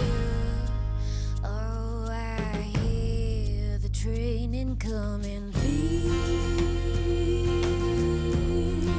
stay the same. I try to be better, but all I feel is change. Daddy, I love you, I know I sound insane. No one else to blame. Take aim, bang where you'll fall down. Please love me the same. I try to be better, but I don't wanna change. Down, down, Daddy fell to the bottom of the wishing well. Look at the scars, they shine for you. Shoot at the stars, just bullet holes in the darkness, it's true. Alice had a dream, disappeared into a rabbit hole. Woke up on the floor, this skin, this hell, this home. Oh, I hear the train incoming. Please stay the same. I try to be better, but all I feel is change. Daddy, I love you, I know I sound insane. No one else to blame. Take aim, bad way you'll fall down. Please love me the same. I try to be better, but I don't wanna change. Down, down, Daddy fell to the bottom of the wishing well.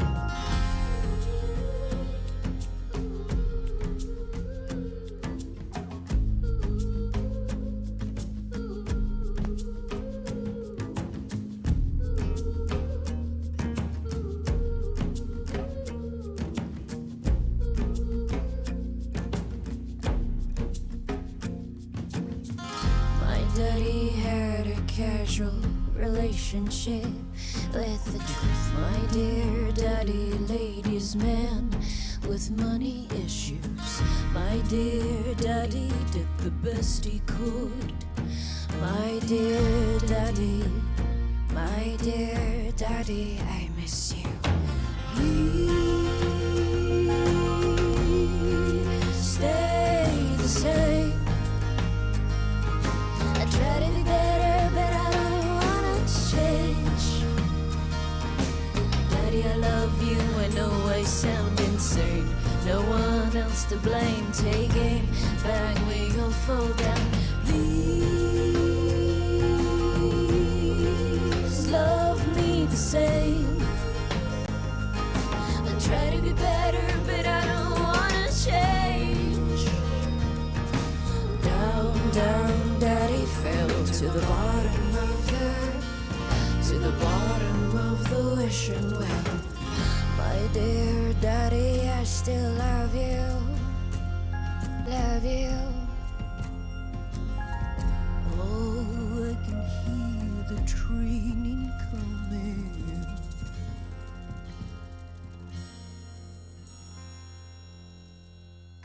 Oh, beautiful.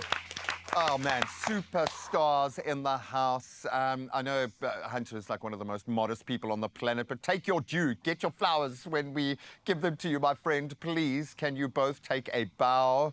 Absolutely beautiful performance this morning. Thank you so much. And they are not done yet. Anna Wolf is going to be back. That was the most flamboyant rock star bow we've ever had. I love that. But show them some love on social media. If you want to connect musically, please reach out. They are part of a very magical network at the moment, doing amazing things. You speak of magic, and it feels like we need to come out of that ethereal place right now and get back to the Feel Good Breakfast Show, because, wow, that was special. We're going to get more of that, but we're also going to get more adventure, because Carissa's heading to George to find out exactly why and how beautiful these avos are becoming and why we're enjoying them so much. I can't wait for this. And she's literally driving from farm to table. I'm expecting her to come rock up with some avos right here.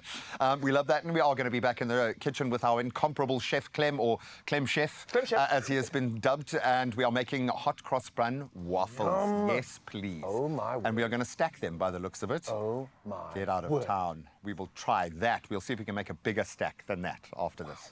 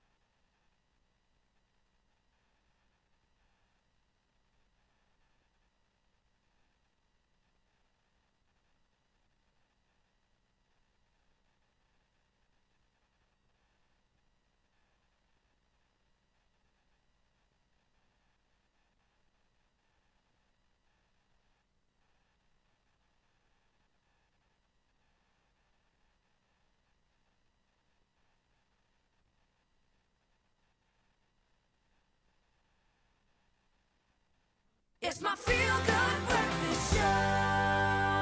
Oh, welcome back to the Culinary Hotline. Bling! Ding, ding, ding, ding! Yes, that's an award-winning ding, ding, ding right there. Congratulations, Thank my you so brother. much. Thank Congratulations. We, of course, took a big award in the space. I'll take this. Is it there? I'll take Yeah, this. You can take it. I'll take it. Oh, thank you. Not again. But we are so proud of you and our team, Tiff, everyone who informs what we do in this space. It's the biggest part of the show. Let's be honest, man. It is. And I thank you for saying that. But also, yes, I come in, I make a lot of noise on camera. But in all honesty, Tiffany would just walk the door now, is the glue that held it all together. Again, when I was away for nearly 6 months, Tiff held it down. She's Can you very run in, shy. yeah? No, But she can just walk past. We can give Tiffany a hand, because this award is equally Tiffany's as everyone else's show. Yay. Tiffany! Congratulations. Take your moment. Thank you. Thank you. Thank you. Thank you. This whole thing we just did to secretly, surreptitiously bring in the soy sauce that we were missing, Soy or sauce? syrup, or whatever that is. What is it? Maple? What? It's vanilla. Vanilla. It's vanilla. Oh, close What? enough. Soy sauce waffles. But yeah, so we are so proud of all of you, Tiff. We love you, dude. Well Thank done. you so Thank you so much. much. And then Thank we you. get to step in at number 99 and steal everyone's thunder and pretend that we've cooked a meal. So let's pretend that we are making Right. waffles. So what are we doing here? This is looks amazing. Such an amazing recipe. Also, Woolies have the chocolate chip hot cross Yes, buns. they do. Try this recipe with those. Yes. Game changer. So what we're going to do is, it's very simple. The idea is that you've got so many hot cross buns, because we always buy extra. Yeah, you should. You For should. safety. Right. And what we're going to do now is we're going to take some of them and we're going to turn them into waffles. It is so easy. All you need is you're going to make a royale. A royale. Which is quite amazing. You spoke about what happened in 2009 when we first met. That weekend we made a lot of royales. Really? So now you're going to make one. It's Now very we're simple. gonna full circle once again. Okay, what do I need to do? Cream. Okay. Cream goes in, and then a little bit of, we're going to go... All of the cream, eh? All of the cream. And we'll add, all of the milk as well. You can, dude. So basically, we're going to make a custard that's not cooked. Okay. It will be cooked once once waffle is done. So vanilla. Also, Okay. people are very shy with vanilla. Is there a reason why I've got a miniature whisk and a big whisk? Now I'm getting insecurities here. Tiffany is testing you. Whichever whisk you use, determines the personality you Carl's have. not on today, guys. Oh. I'll use my. There we go. trademark whisk. Lots of vanilla. Vanilla is amazing. It's a great flavor. Get it in there. You're gonna add some sugar for me. Okay. And let's add 3 eggs. 3 eggs. Luckily, we have 3 eggs right there. Is that so exactly how much we can. have? Oh, okay. That is exactly. It was an optical illusion for me. I was guessing. So we've got 3 eggs that's going in. So essentially what we've made is an uncooked custard. Okay. When we dunk the hot cross buns in there, they're going to soak it all up. And then it's going to cook. Is So- this at the heart of French toast, or? Yeah, absolutely. Because I'm thinking, like, hot cross buns might have been created with the knock-on effect of being able to do bread and butter puddings, or being able to do waffles like this. There are so many cool things you can do with this little gem. That's why whenever you see someone doing a recipe with leftover hot cross buns, they'll always do a bread and butter pudding.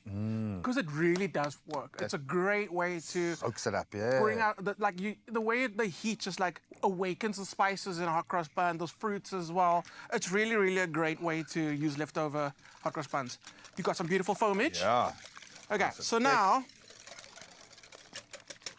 what you can do is, these are obviously Woolies hot cross buns. You know they're deliciously fresh, moist, and the moisture is great. But for this one, you want them slightly drier. That way they'll absorb a lot more mixture. Yeah, they'll take in more, yeah? So you can pop this in the oven for like 10 minutes at like 150, if you want. Not necessary at all. Okay. So we're gonna chuck these in, yeah? Maybe I should half the... Nah. It's up to you, Nah. man. No, go crazy. There we go. Okay, 4 hot cross buns in. We've got a little waffle iron. But what I found that actually works really well is you can do like a braai version of these. Ooh. And then you just like a little braai grid. It really gets smoky, but it cooks the egg, it cooks the custard. The hot cross bun gets like super, again, fluffy on the inside. But you got that like braai-gees vibe. And now you've got s'mores kind of knocking on the window going, hey, can I come to your party, please? I can work well with a hot cross bun. Bun waffle s'mores. Come on. I'm just saying. Oh, I'm going to grab my little whisk. That's crazy. Oh. Okay, so what we're going to do is we're going to give it a dunk. I've realized what this is for. What's It's it to for? punctuate what I'm saying. It gives me kind of a regal... Okay, hey? wait. Kitchen idea. Hang on a minute. We can make s'mores with hot cross buns. Right? It's a small idea. It's It a is. good one. It's a little idea, but little ideas can become big things, okay? The longer it sits in there, obviously it's going to suck up more liquid. We kind of like fast forward in the process right now. So get a good dunk. This is my clean hand. Both my hands are clean. But when you are going to be dunking using your hand, keep the one hand for the wet ingredients and the other one to do everything. Which is your strong hand? Both my hands are strong. Okay, here we go. So into the waffle it goes. I was going to say, I like the fact that, because normally I struggle with kind of like dissolvage when I'm making French toast or waffles or anything like that. Let's turn this so that people can see the joy and the love. And luckily it's not a George Foreman, so I'm not going to get burnt by the heat of the sun. Love a George Foreman. I know. Well, there's a reason why it's stuck around, man. That is, it's giving off all of those kind of beautiful Easter smells. I understand what you mean about the spices that are involved being the real magic in these guys, but it's not falling apart. It's not. It's not. It actually was designed for this. Exactly. It's perfect. So what else we've got is you can, let's talk about the options of topping. You can go ice cream. Yeah. You can go cream. Yeah. Tiffany I don't know where Tiffany found 10,000 rands worth of pistachio peanut, no, pistachio nuts. She went to Turkey. Wow. She sailed to Turkey. I might resell these. Sure, we. Amazing. Okay. Nuts work really well. So if you have a little bit of ice cream on there, a little bit of almonds, pecans, walnuts, salted peanuts, Yeah, something because salted it makes it a bit more pistachios. grown up and adds that salty, sweet element as well, which is going to take it to another level. It's so good. It's so good. So play around with 3,000 flavors. rands worth of... Wow. Oh, I dropped one. That's like dropped the $100 grand, I've dropped dropped on the the grand. But what's amazing is these really do, they can be turned into a breakfast item. It's whatever you put on it as a topping that changes it from a breakfast to a dessert. Because essentially, eggs and cream and milk, breakfasty stuff, hot cross buns, get it in there, it's a win. So, let me see how we're doing here. Oh, look at you. Yes. And it is too cute as well. Yes. Look at it. Tiffany's going to hook us up with some ice cream a little later, get it nice and hot. Obviously, we're using our little, I did a single one, but what's also pretty cool is you can do quite a few of these in one go. So, no, it's breakfast. We're having waffles for breakfast. Ding. Is it a win? Wow, it is an absolute win, and it actually looks really cute there with the waffle design on it as well. I love the fact that Easter gives us an opportunity to get creative. If you like this, find this recipe, expressoshow.com. That is brilliant, dude. Yay. How many can you squeeze in? All of them.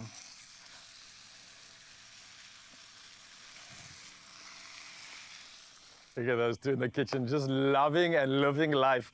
Now, if you want those recipes, obviously head over to expressoshow.com, and here's some more ingredients that we definitely want to find out about, and that's avocados, which aren't just delicious, they're kind of part of a journey of innovation and sustainability.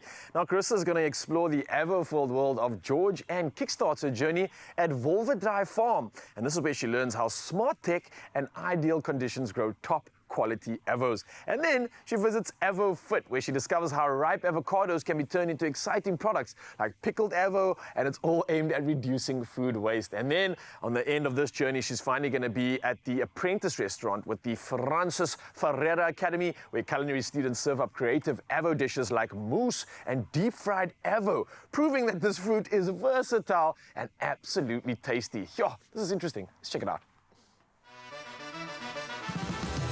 Western Cape is responsible for around 5% of commercial avocado plantings, and it's all concentrated here in the garden route around the town of George, where the conditions are perfect for avo farming. Francis, avocados really seem like such a particular fruit to grow. So can we talk about the best conditions and the best soil conditions for growing the best avocados? Avocado is not easy fruit to farm with. Avocados prefer well-drained soil. Avocados treat you well if you treat them well. So I think in general, if we can create the conditions that the tree is happy, we will get good fruit, good yields and good quality. Are there any variables that affect the trees on this farm? There are plenty of variables. In the Cape, we don't have a little amount of wind. We've got a lot of amount of wind. Trying to manage that by means of structural windbreaks, biological windbreaks, and to see that we're giving the correct amount of nutrition to the trees. When it comes to technology, how do you use that in order to manage these variables? Technology is an excellent tool, and we utilize that as much as possible. We use automated irrigation systems, cloud-based systems that generate schedules on a daily basis, predicting weather as far as we can for efficiency's sake and water saving. Electricity saving, we decided to move over to low-flow drip irrigation. How do you create balance between nature and commercial agriculture? We live in synergy with nature. We adore nature. We know we should keep corridors that are preserved, where we're not going to be planting avocados or macadamias, and rather be conserving the fynbos as it is. Always just keeping in mind that it's not only for us, but it's also for future generations. What happens to these avocados after they're harvested? We put them in bins, bulk bins, on a tractor, which we move to our store, where it's moving off to the pack house to be packed, and according to quality. Sized, export market, local market, and factory grade.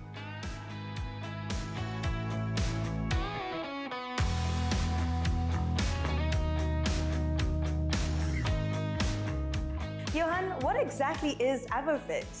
The main purpose of our company is specifically to give our consumers a product that is first class. And that is our objective, is so that when you cut up an avocado, you pay for it, you get home, you want it to be perfect. We've got a lot of consumers coming to buy the avocados directly from AvoFit. Because of the nature of an avocado, they do get ripe. And once they ripen and we don't sell it, we ensure that we don't waste the fruit. We rather add it to a value add, like pickled avos. When walking into the store, there were so many products that caught my eye. Can you give me some of your key products at AvoFit? We also got nachos. I think you're going to love it. We've got some tomato nachos and just normal flavor nachos, also produced in South Africa for AvoFit. Then the AvoFit chocolate mousse, that's an absolute winner. People love it, great taste, and so that's also a value-added product of AvoFit.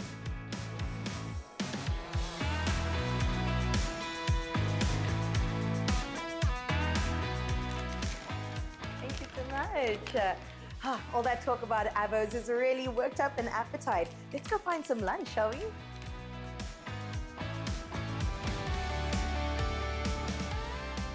We do formal training for students. We do a professional chef training, a qualification, national and internationally recognized qualification. There's a 3-year course that we do basically as a professional chef, as patisserie chef and confectionery, and then also management and supervision. And when it comes to the students, what do they benefit from studying at a place like this? Part of the practical experience or the workplace experience was the birth of our apprentice restaurant, where we actually provide a beautiful meal. We want to be the taste experience down here in the garden route, so there's so many choices to play around with to really explore tastes and flavors. Well, these students sound like they really have been put to work. Is there a chance that I'll get to taste a little bit what they've done? Let's make our way. Let's go.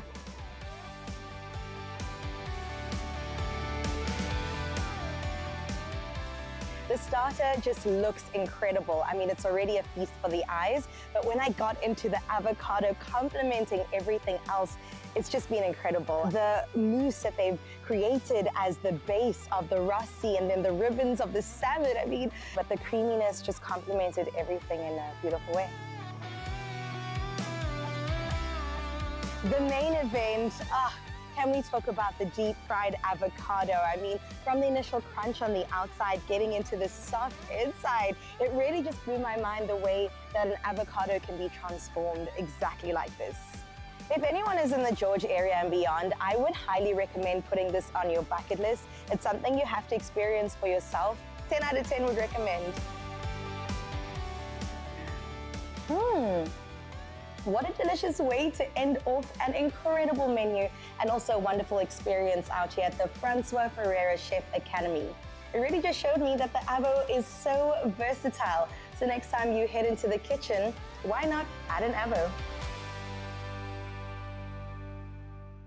Sure, fields of gold. Hey, beautiful. I had no idea that this was what you could do with avos. I thought, okay, cool, toast, maybe an avo shake, but I'm blown away by this. The Deep world fried. of avos, I'm here for it. And it's so incredible to see how deliciously, incredibly well they are made. Versatile. Yeah. I love the fact that the industry that has been created around it. I mean, we are getting here in South Africa what we export as well, which I love. We get the best of here for us first, and that is very special. So whether it's fresh from the farm, transformed into a unique product, or even deep fried, plated up as a gourmet dish, avocados continue to surprise and delight. Absolutely, and it's inspired to get creative with yours. Well, then all you got to do is visit avocado.co.za and follow I Love Avos SA. All the inspiration, all of this information, and everything that you need to find out more about the world of avos. Well, we're going to take another ethereal journey with Anna Wolf in just a moment, and then get into the nitty-gritty with an entertainment report. Catch up with some of our favorite celebs, see what they've been up to.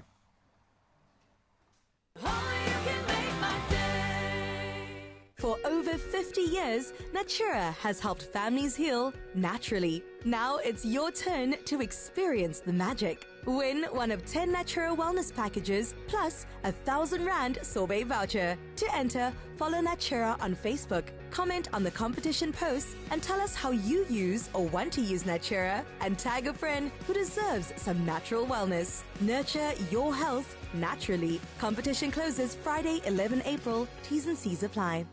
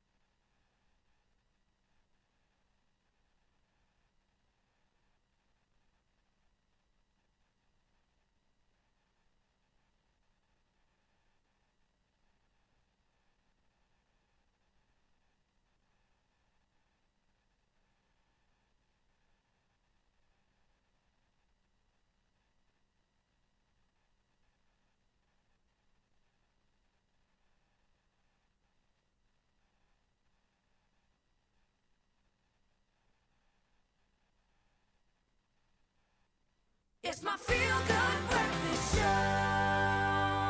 Oh, yes, Mzansi, welcome back. It's your Feel Good Breakfast Show, and it is 1 minute past the hour. The timing couldn't be better. So we're going to kick off with official duties and then roll out for the rest of the magic for your show. And let's start off with national headlines. Now, the Department of Communications and Digital Technologies has unveiled a plan to provide internet access to all South Africans by 2030. Now, currently, around 18 million people lack access, and a challenge the department aims to address through infrastructure improvements. Now, this initiative was discussed during the G20 Digital Economy Working Group meeting in Gqeberha. And this is where Deputy Director General Ali Mashishi stressed the importance of ensuring digital inclusion for all sectors. Now, the department is focused on finding solutions, including securing necessary funding and providing the required devices for widespread connectivity. Well, sticking to national fronts, and President Cyril Ramaphosa opened the 2025 National Policing Summit, focusing on combating gun-related crimes and improving police efficiency. Now, the summit, held in Ekurhuleni in Gauteng, brings together government officials, police and stakeholders to discuss strategies. Now, all this to reducing crime, and Minister Senzo Mchunu highlighted the growing issues of illegal firearms and drugs, which fuel organized crime and violence. Now, Gauteng Premier Panyaza Lusufi also condemned rising taxi-related violence, which has claimed around 30 lives. And the summit aims to formulate solutions to address the ongoing crime crisis in South Africa. Well, now moving to international headlines, and heavy rains have caused devastating floods in Kinshasa, and that's killing at least 33 people, with many homes swept away. Now, the Congo River reached its highest level in decades, submerging parts of the city, especially the western districts. Now, residents have been forced to flee to safety using makeshift boats, and the government has pledged support, though many citizens are frustrated with the slow response. Now, flooding has also disrupted water supply as treatment plants were inundated, leaving communities struggling for basic resources. Well, next up, the US is set to impose a 104% tariff on certain Chinese goods after trade negotiations faltered. Now, this move follows China's refusal to lift its retaliatory tariffs on US imports. And tensions between the two countries escalated further after US Vice President J.D. Vance's controversial remarks about Chinese workers. Now, the tariffs will impact numerous nations as the US also plans reciprocal tariffs. Now, US companies are advised to adapt their supply chains and shift to domestic sourcing, and that's to mitigate the impact of these changes. Well, next up, we're going to cruise along for something very exciting, especially if you're in Cape Town, because cruising is back in full sail. And that's with over 32 million passengers globally last year, affirming that it's a growing appeal across all groups. Now, South Africa's 2024-2025 cruise season mirrors this boom. And that's as Cape Town prepares to welcome more than 85 ships, and 15 of them for the very first time. But the crown jewel docks tomorrow, and that's the majestic Queen Anne. Now, fresh from Durban, this gleaming 14-deck liner is on a maiden 107-night world voyage, having set sail from Southampton, UK in January. And that's carrying nearly 3,000 passengers and 1,225 crew. Now, she's already visited 30 ports across 18 countries. So you don't want to miss your chance to admire the Queen Anne at the waterfront before she departs on Friday for an 18-night voyage to Hamburg, Germany. Well, we're going to keep our voyage going on, and here's G-Man one last time with the latest when it comes to all things sport.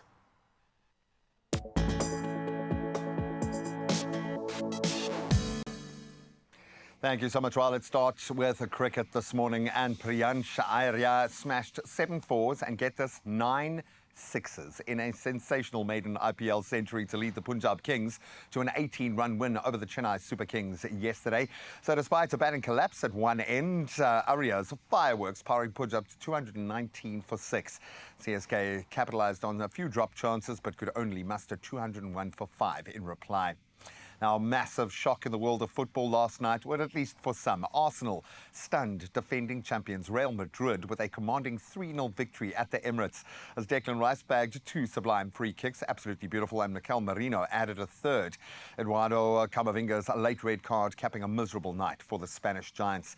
And with that second leg set for April 16th in Madrid, Mikel Arteta's side now, I think they've got a firm grip on a potential semi-final clash with either PSG or the high-flying Aston Villa.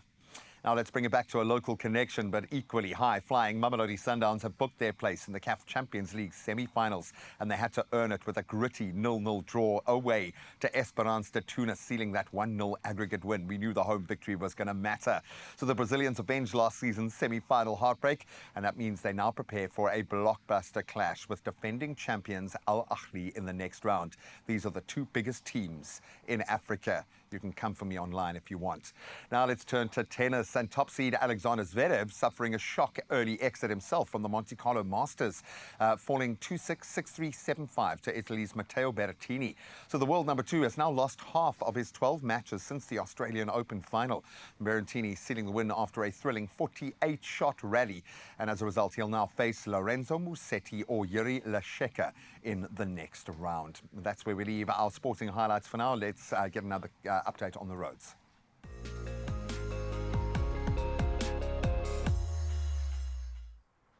Thank you so much, G-Man. Yes, and one last time, let's see how we can assist you on the roads. Let's start in Delft in Cape Town. Now, there's been an accident on the R300 northbound, and that's before Stellenbosch Arterial. Now, it's resulting in a left lane closure. As you can see from the visuals, though, please exercise extreme caution when passing through the affected area. We're going to stick to Cape Town, and we're moving to Bellville. The traffic is extremely slow moving on the N1 inbound at Durban Road. Now again, you can see from the visuals, motorists are urged to add some extra travel time, and please maintain a safe following distance. Well, from the road to the sky, one last time, let's find out what's happening in the world of weather.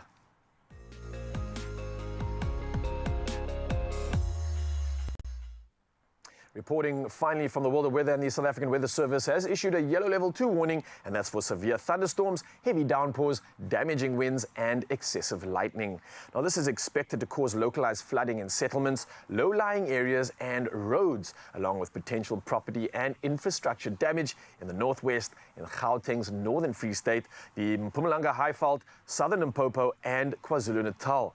Now, in the Western Cape, we also have torrential rains which have battered Cape Town, and the city's Disaster Operations Centre receiving multiple reports of flooding across various areas. Now, the rainy season has clearly arrived with a vengeance. So please stay safe out there if you are experiencing inclement weather. But now, hopefully, we can get inspired by our sunrise view of the hour. Our last one of the day sent in by Shukaria. And this is all the way from Kimberley, where you can get 23 degrees Celsius weather. But look at this shot. Bright, bold sun gleaming through with a lovely ray just peeking in between the leaves of that tree. This is an artistic moment. You can't replicate this. I love it. Shukaria, thank you so much for this incredible shot. You have ticked the box of inspiration, and we can't be more grateful. So let's do it all again tomorrow morning and come through with the sunrise view. The number is 063 036 9649. For now, though, let's take a last look at the temperatures you can expect on your side of town.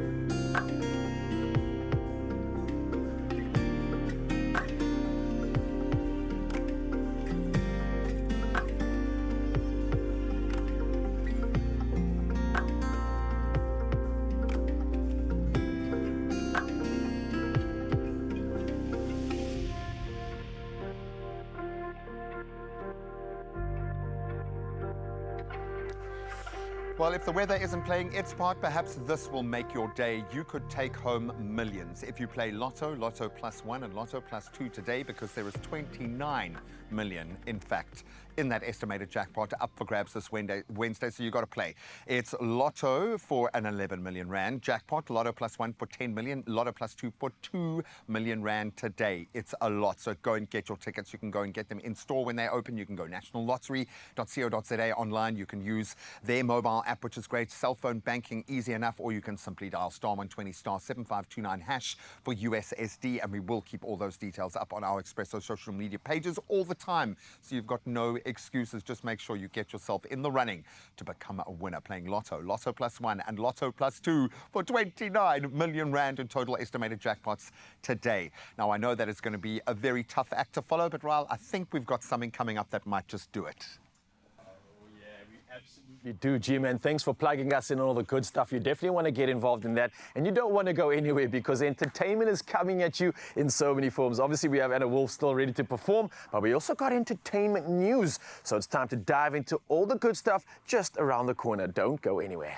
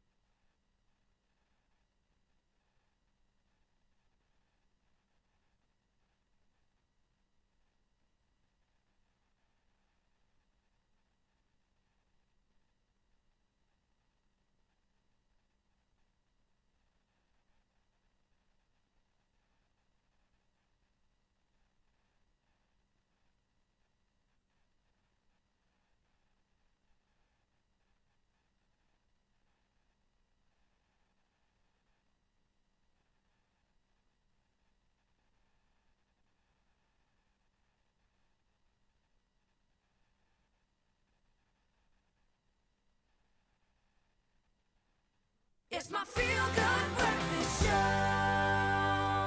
Ah, welcome back. We just thought we'd give you a moment just to have a brief nap because we sometimes need them. No shame in a nap. And now we're ready to go. And we are ready for our dose of entertainment news. So we're going to get into some of the top stories that you guys have been focusing on over the last week because there's some beautiful stories and some cool stories in it, man. Absolutely, man. And I want to talk about this one because this is my boy right here. And I love what's happening. This is what it's about. Family of 4. Congratulations are in order. We're talking about Bontle Modisile as well as her husband, Pretty Ugly. What up? Yeah. Now, the celebrity couple announced the expansion of their family with a comedic skit titled Family Chronicles The Dipstick. Now, listen, this was shared on social media accounts. And before we even comment, let's have you take a look and see what you think.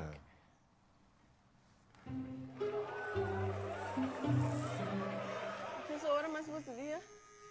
The dipstick.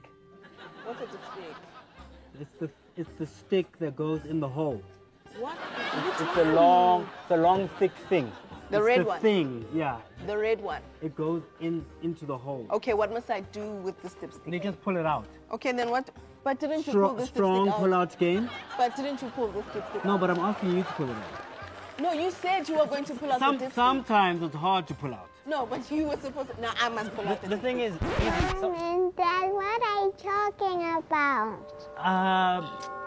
baby, we're just talking about pulling out. How you doing? How you doing? How you doing? How you doing? How you feeling? How you feeling? I'm super.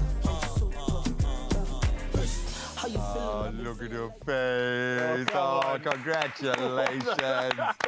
Oh, man, understandably, fans, fellow celebs took to the comment section congratulating them. Just the comment section alone is worth a look. But such cool content and so happy for them. The joy on that little face, I think, just really, really made it for What me a dramatic beautiful. reveal. Kudos to the creative department that put that one together. I think that was just well played. Very, very exceptional stuff. I love it. Oh, man. Well, seeing as today has been kind of a full circle moment, or a few of them for me today, I cannot wait to reveal this news. And I think a lot of you will have picked this up. Questa is back, baby, the after a legend. 3-year hiatus. Yeah. One of our most loved rap artists and singer-songwriters, Questa has teamed up with Amapiano star Nkosazana daughter for a new single titled Joy. It's going to smash, and that's set to be released on the 11th of April, so we're on the eve, and that's this coming Friday, in fact. Yeah. And the single will feature on his anticipated upcoming solo album, and this is the big news, the Big Bro Theory. Bro, this guy has been doing The things OG, for like man. decades. I absolutely love the fact that he's back for more, and I know we're going to celebrate this because, look, this guy's career spans over 15 years or more. He's firmly established himself as a groot man in the South African music scene, and I think fans are absolutely enthralled, and pretty much because the album promises to capture Questa's rich experiences, his fresh collaborations, and it's ensuring a diverse auditory experience. If this is hype, then I don't know what else The it can time is be. right because there's so many young artists entering into the South African kind of rap scene. It's blowing up at the Yeah. moment, but we need those older statesmen, OGs. those guys who have created. And literally, Questa was one of those, a handful of maybe 10 artists that created the hip-hop scene. And please, I say this from my perspective because I grew up and I was on stages with him, and it was just amazing to me to be on a stage with someone of that level, like, oh my word. And the doors that he opened and the fact that he kept the door open for sure. everybody else is the reason why we're seeing all the South African talent right now. Look at So like the kudos to Squatter that. Camp Massive, all these guys that were birthed Yeah. out of that era. We owe Questa a huge debt of gratitude. Ah, my boy, he's back. Now, I don't know how you feel about this one, but it's, I suppose, long after due. The hatchet has been buried, it seems. Finally, Material Girl singer Madonna took to Instagram, as one does, to announce that she and Elton John have put their beef aside. They have set aside their differences. The singer went on to see the music legend perform over the past weekend, in fact, and made it her mission to confront him backstage after decades of publicly disliking her. Whoa, I didn't even know this. Yeah, I think, look, they are two very, very strong personalities, so I can understand them rubbing each other up the wrong way. She said when they met, the first thing he said was, "Forgive me." and the wall between us fell down. That's beautiful. And within minutes, the two embraced one another. And for those who don't know, their public feud began back in 2002 when Elton John expressed his, let's say, distaste for Madonna's Bond theme, Die Another Day, which is quite a jab. And throughout the years, he then took several other jabs at the singer, including using an award acceptance speech in 2004, accusing her of lip syncing. Shame. Hey, listen, everybody's done it at least once, but I'm so glad that they are both grown up enough now at this phase of their career to set that aside. But no, they stand alone individually in their own musical space. So they deserve what all the kudos, and especially from each other. Yeah. Why would they care about each other if they are both so big and so massive? People are people, yo. I guess, yo. Human beings being human beings. Come on now. But listen, there's a human being that I want to talk about right now, and I know we all love J-Lo. And I know fans are going to be hitting the floor because J-Lo has done something incredible. She sparked excitement among her fans following an announcement of a tour. It's happening. Now, she took to Instagram and shared a thrilling video about her upcoming tour, Up All Night. And of course, fans took to the comment section expressing their excitement to see the singer perform. And I think this is a crazy time because it comes as a great news following her cancelled This Is Me Live. And that was the tour that was happening. So weeks before the Love Don't Cost a Thing, singer was scheduled to go on, and this was in 2024, and kind of about the same time when speculations about a marriage to Ben Affleck became rocky. So a lot went down, but she's back. I think she's back with resilience, and I think her fans couldn't be more excited. A bit of a reset, and it's quite a clever thing to do, man. If you can't keep people out of your drama, bring everybody in and just push forward. But we are here for that. Absolutely love that. Well, we are also absolutely loving having Anna Wolf in our studio today. She is about to take the center stage spot right now, and she is going to be performing for us new music, which we are absolutely loving at the moment, but we are yet to figure out how to describe her incredible sound.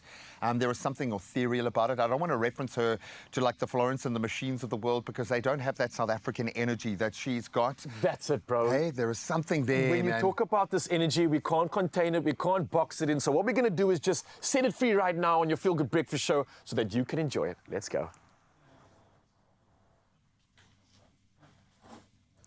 This song is called Can I Get High on You?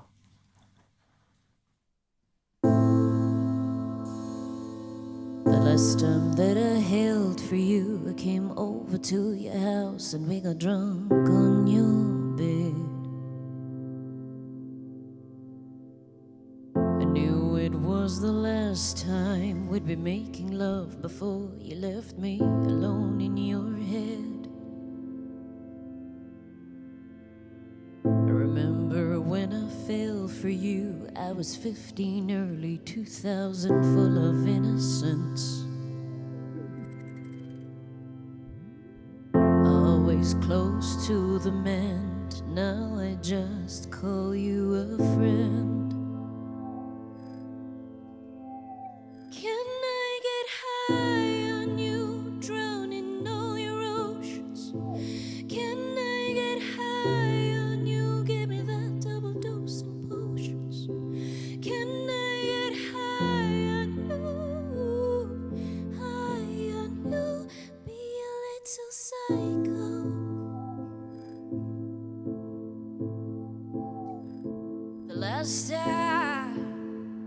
The last time that I held for you, I was overdosing on your tears while you were drinking wine. I'm glad I was your muse, even if it lasted for a little while.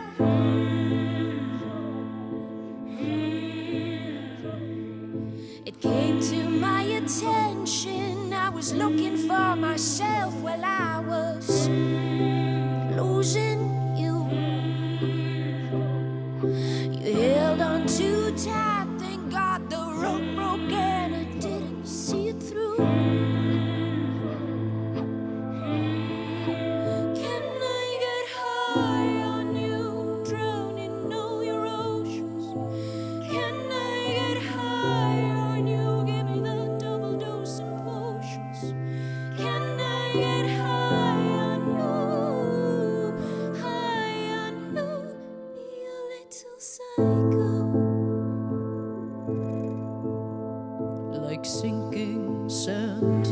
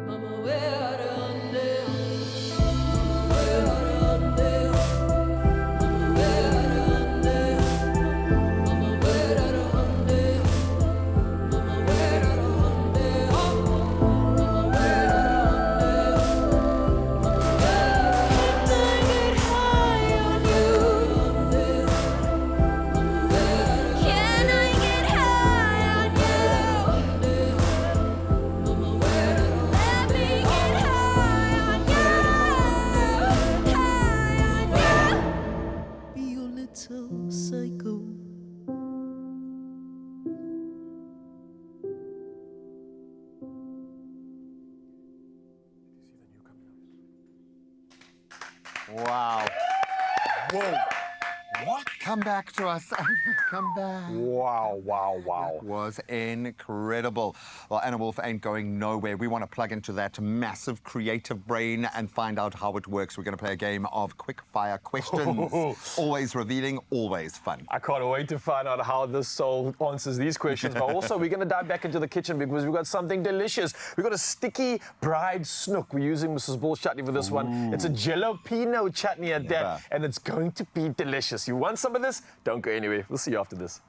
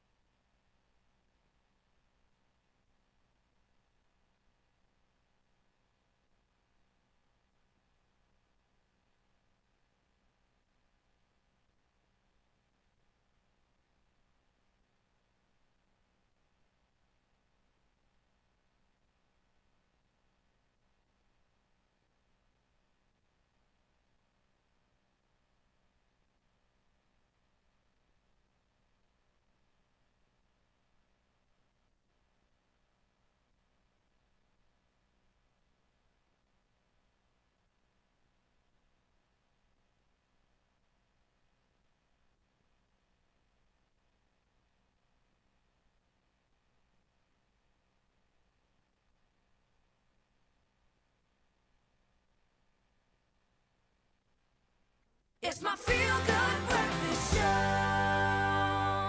Oh, yes, Mzansi, welcome back. Your feel-good breakfast show has never felt this good, especially when we dive back into the kitchen. We've had a culinary hotline bling, and we're giving you more of the Easter holiday feels with some recipes to go with the occasion. So, G-Man's with me for this one. You ready? I am.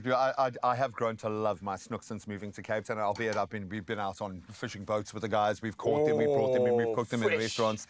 There's something special about this fish. The flavor profile is unique. I think within the fish family. The fish family is here, but let's talk about this because obviously today we are bringing the heat. This is a holiday feast, and we obviously got a spicy twist. We have the Mrs. Bull's jalapeno chutney glaze on our bride snook, and we're going to show you how it's done because it's sweet, it's sticky, and it tastes like home with a little bit of an extra attitude. So let's put this one together because I've never actually used it in a better way than on a bride snook, bro. I've used it on ribs. To inform the base of my rib glaze, which just worked so well, dude. That just makes sense.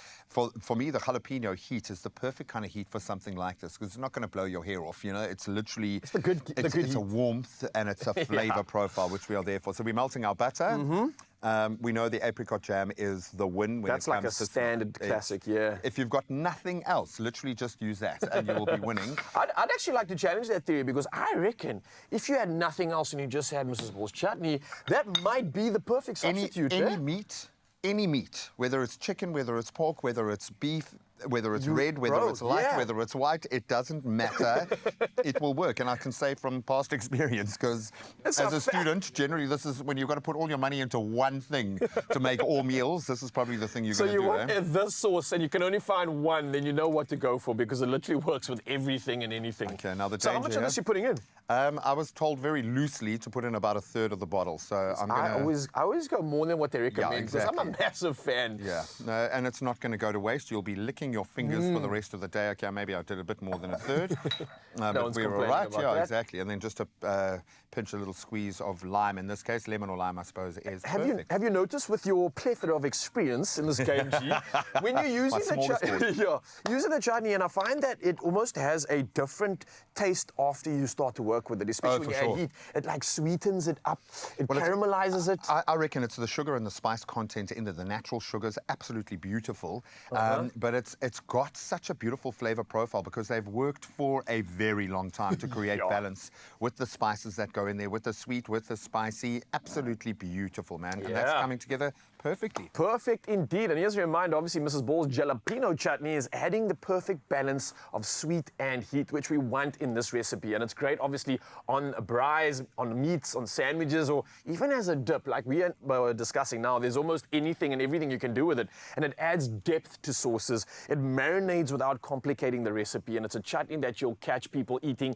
straight from the spoon. And we won't judge you for that because we've realized how good it actually is. So, Jimin, how's it looking over here? You obviously want to spend some time with this one, really want to break it down and let these ingredients sort of blend together quite well, right? Yeah, I'm moving to a hotter pan because it's a hotter sauce. I didn't realize. Of course, we've got the jalapenos in. Like attracts like. Stir it beautifully, but all you want is these flavors to infuse. And I suppose the garlic's going to cook while it's on the fish as well. Oh, is there garlic in there? There's a heap of garlic in there. Nice. So we've got everything. You've got the salty, you've got the sweet, we've got the acidity. And I think it's going to really work in the flavor. You know, we use the term umami. This is one of those fishes that really is that. I think the term umami might have come from a mouthful of snook. Absolutely, man. And again, we're talking about some inspiration for Easter. A lot of people I know in certain cultures and traditions, they kind of like steer away from meat. They abstain from certain things. And one of the ways of like breaking bread or breaking that fast or the abstinence is using foods like this. So hot cross buns and fish are like traditional in so many ways, so many cultures as well. And for me, I'm celebrating the fact that snook has no bones these days, bro. They're both different. I remember, like I was saying as a kid, I would always rush to like eat food. I wouldn't appreciate the experience. And snook used to irritate me, man. It forces you to slow down and smell the roses, bro. You've got to do it. I don't want to swallow the bones and die, so yeah. One thing I was thinking about, because we've still got our beautiful... yeah, which we made earlier with Chef Clem, and we were quite hesitant on this, only because so many people have so many unique ways to make that. And I'm so curious to talk about how we elevate that in just a bit, because we've got a secret for it. I'm thinking, we'll get there. Let that ruminate with you just a little bit. I have a feeling those are going to be a marriage made in heaven. I think this has come together perfectly, bro. Ooh, all right. Absolutely amazing. So essentially what you would need to do, we're going to kind of like flash through this, but you need to let this simmer before applying it onto the snook. And I'd imagine because it's so hot that if you put it on straight away, it's actually going to start cooking it before it even gets into the oven. So if you were to pretend that this had simmered now for about 10 minutes or so, it's cooled down, all right? And this is what we're going to use. Is this quite hot? Can I grab it? Yeah, you can grab it. Ah, that's cool. All right, so what we're going to literally do, let me just switch hands here, is baste your fish, baste your snook, and you don't want to do this once, right? As you can see, this actually working really nicely. The jam and everything about this has just turned into like a beautiful jus of sorts, man. Look at this. And then you've got the butter in there, the good fat to help cook, that it's going to add the flavor, beautiful nuttiness as it begins to develop. I think for the win. And imagine now you talk about that breaking bread kind of notion here. Imagine having a nice sourdough and some, oh man. I love it. Whether you want to go savory or sweet, the snook just rocks. It absolutely does. Now, a great tip, I believe, G-Man, is obviously this is going to get popped in the oven, right? Yeah. You want to kind of baste it throughout, and that's going to keep it moist, keep that flavor going on. For sure. And right throughout, keep an eye on it, keep basting it up, and this is going to give you that absolute perfection. So, voila, it's as simple as that. Bam. And then fast forward into time, you literally have something looking this delicious. Spruce it up with some elements on the side, and you're going to be showing off to your guests for this Easter. Nicely done, man. Win. Well done. Absolutely beautiful. So all I can say is I think if you've got the food flair to bring flavor to the table this holiday season, well, you can show us your Mrs. Ball's inspired holiday creation, and you could win a share of 40,000 Rand. And it's simple. Snap it, share it on the competition post on Expresso's social pages or on Instagram. Share it to your feed and tag us and Mrs. Balls. And don't forget to use the hashtag Mrs. Balls and the hashtag Bring Your Flavor to the Table. Now, a reminder, the competition closes the 2nd of May. You know, T's and C's can be found at expressoshow.com. Happy Easter. It's coming soon. All right, so we've clapped this, man, and this is looking good. I can't wait to dive into this. But Smelling there's more, amazing. baby.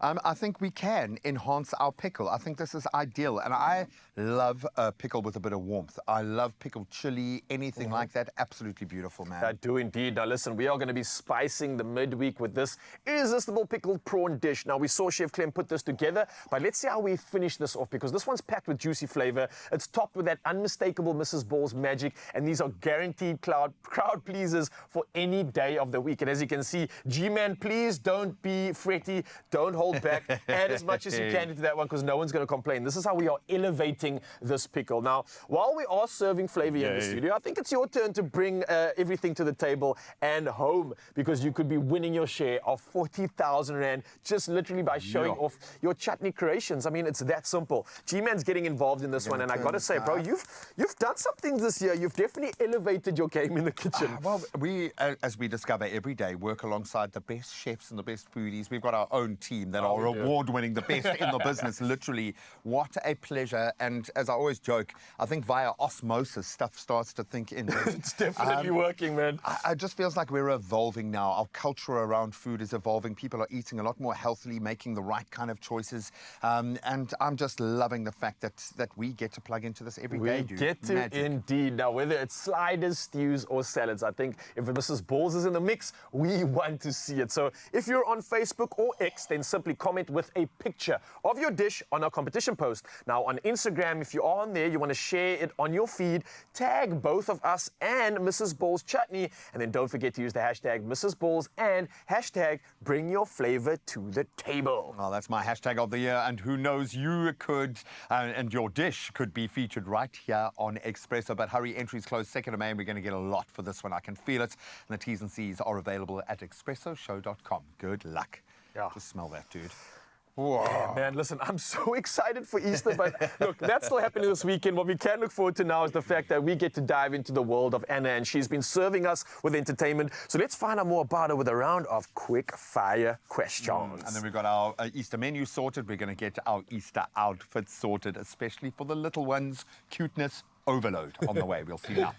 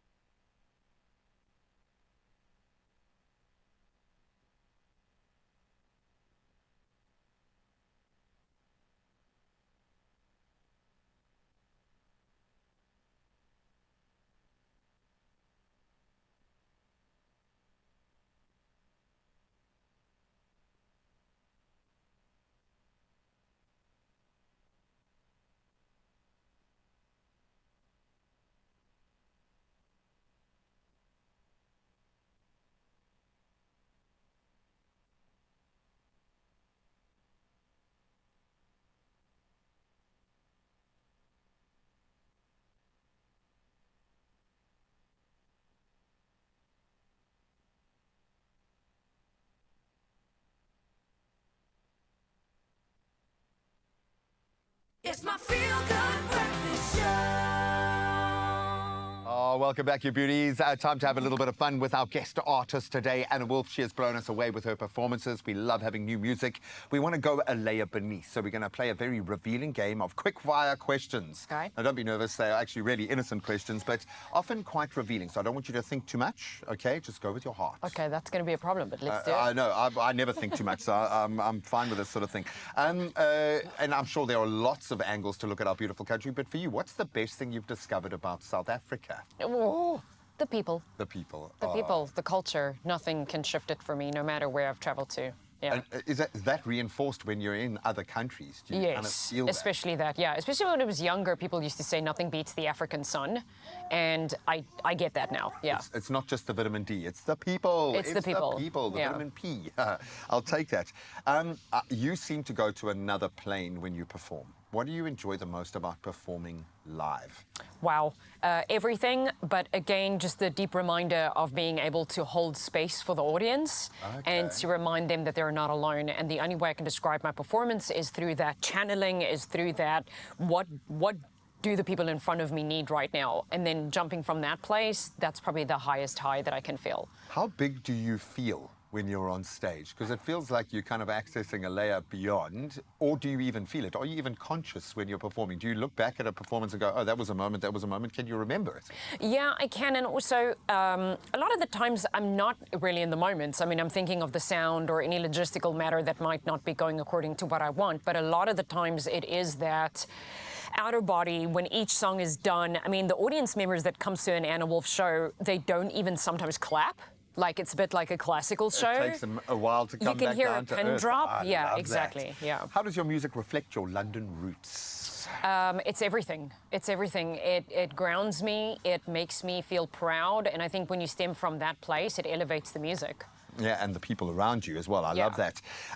What's the highlight of your set list for this tour? Pick your favorite child. Most, oh God, exactly. Most probably the new one, Dear Daddy. Okay, yeah, and I can understand that. There's a lot informing that song as well. It does feel very deeply personal. How do you prepare to let go for each show? How do you prepare for your gigs? I meditate before I go on stage, just quietening the mind as much as one obviously can, and praying. You know, I do believe in the power of prayer, so I would say those two elements. I love that. Do you eat something? What is your favorite South African food? I don't eat something before a show, no. I prefer an empty stomach. What is my favorite South African food? Probably curry and rice. Okay, I like it. Even the way you say that just smacks of. I love it. How do you connect with your South African fans? Does it feel like a different fan base? No. And I can feel that and can confidently answer that now living in London. No, I think everything is the same thing. And I mean, that's quite a topic in itself to get into. But for sure, it's universal. But in terms of the people that arrive, these are people who are not afraid to step into the unknown. These are people who are ready to bear and go on this journey with me. So, yeah, it's all very equally as beautiful. I love that. And a level of vulnerability within that as well. I'm going to slip this one. Next song release. When? Next song release, like in the next 2 months. Really? Definitely, yeah. I think as an artist, you need to keep releasing. Don't hold back. Yeah. Yeah, let it out, man. The Yeah. beast will out. Exactly. You've got to do that. How do you balance your touring life and life in the UK and being able to just live? How do you find that? Yeah, look, I have many different projects going on at the same time. I have a music academy that I run. I am an author of a book. I've got the podcast going. I am obviously Anna Wolf as a stage performer. How do I balance all of that? Again, meditation, living a balanced lifestyle, walking my dog in the park. I think grounding myself is very important in order to just make the better decisions as well. I love that. And we practice very similar mechanisms here, so I can understand that as an algorithm. One last question. What's the one thing you hope your fans take away from your experience, from engaging with your music? They're not alone. They've never been alone, and they will never be alone. Oh, I love that. Well, you make us feel like we will never be alone. Thank you so much for bringing your energy to this space. You are amazing. And we're not going to let her leave without performing again. And we might get a slightly older standard thrown in as well. You can go and show Anna Wolf some love if you want to ask her questions, or, like I said, make a connection. Please reach out. There is magic happening in this space right now. And that magic, of course, as promised, will continue in just a bit. But we're going to bring on some more Easter wardrobe inspiration and everything from sweet pastels to playful accessories and bunny-fied outfits. Now, Woolworths has an array of novelty Easter looks for all the kids. So, kids, you're listening right now, shout out to moms and get it to take you out to the mall right now and do something special, because stylist Taryn Oppel is here with some outfit ideas that will get everyone excited for the Easter egg hunt. And I can't do anything more than complain about the fact that we no longer get to call you just a woman, but a married woman at that, right? Things have changed. How's it been? Enjoying it? Good, yeah. I mean, it kind of doesn't feel very different. Okay. But yeah, no, it's lovely. All right, well, what's more lovely is that for many that have kids and for kids at this time of the year, it's excitement all around. So talk to me about the colors and the patterns that are coming through for this season. What you got for us? Yeah, first of all, bunny-fied. Bunny-fied, you term, yeah? So, yeah, I'm actually dressing on theme today in my pastels. Yeah. As you can see on the rail, it's just an abundance of beautiful soft pinks and mauve and lilac, touches of grey, just really soft and pretty and cute. And I like that it's that not like in-your-face pink, like, hey, I'm pink, what's up? It's very subtle. It's subtle, it's beautiful, 100%. and I think it can mix and work with a lot of different items, which I'm hoping to find out about now when you talk about these wardrobe pieces. Should we have a look? What do you got on the list? Okay, cool. So I'm going to start with baby because it's so sweet. So this is a little knit set, but now you can carry a little toy around. That is cute. How sweet. And then just like pairing it with a neutral bib. Is this a knit? Yes, a little knit. Wow, that feels so good as well. It's like wearing a blanket. And having your teddy with you at all times. And the built-in bib is just perfect for the occasion. I know. Nice. And then we've got another knit item. So this isn't screaming Easter bunny at all. But then, you know, there's a little secret underneath. You can always pair it with a little stocking, just to tie that in. I mean, this sits at the knee. I mean, how cute. What I love, though, is what you're mentioning now. The subtlety means that this is just not an item specifically for Easter, but this can work beyond. Oh, my gosh, the whole season. And then just adding these little elements of accessories will turn it into a little Easter look. And then, of course, we can't forget our sort of all-in-one poppers. Very sweet, little sleepwear or for the day. And then you'll also see a lot of these little pops of floral coming through in a lot of the pieces that just ties it back to that sort of sweet, girly, just that whole vibe of just bringing the bunnies and the flowers together. Yeah, and tying us back to our roots, almost encouraging us to get into nature, which Oh, I think is a perfect nature combination. boy. Yeah, you know what it is, a perfect combination with Easter. Have it outside if you can. 100%. And then, of course, you've got your basics as well. It's like a really sweet little Ditsy Daisy print on it. But then also the little Ditsy Daisy puffer. So you can pair that together and create a whole outfit. And especially with the colder weather, that's actually perfect. Coming you don't up, have to compromise your trend for the weather. Never. We've got you covered. Never. And I must point this out. This is probably one of the sweetest things I've ever seen. So this is Peter Rabbit inspired. Oh, wow. How Peter sweet Rabbit. is that? So the boys can also get in on this. Yeah. I mean, girls too in the blue, why not? But I love the little Peter Pan collar for the girls and the It's like stripes. a matching set. That is so cool. Cute. It's adorable. I'm just getting that nostalgia from Peter Rabbit. Yeah, I was like, making a comeback. So happy to see that. Cool. And then, of course, there's also the older girls. We can't forget about them.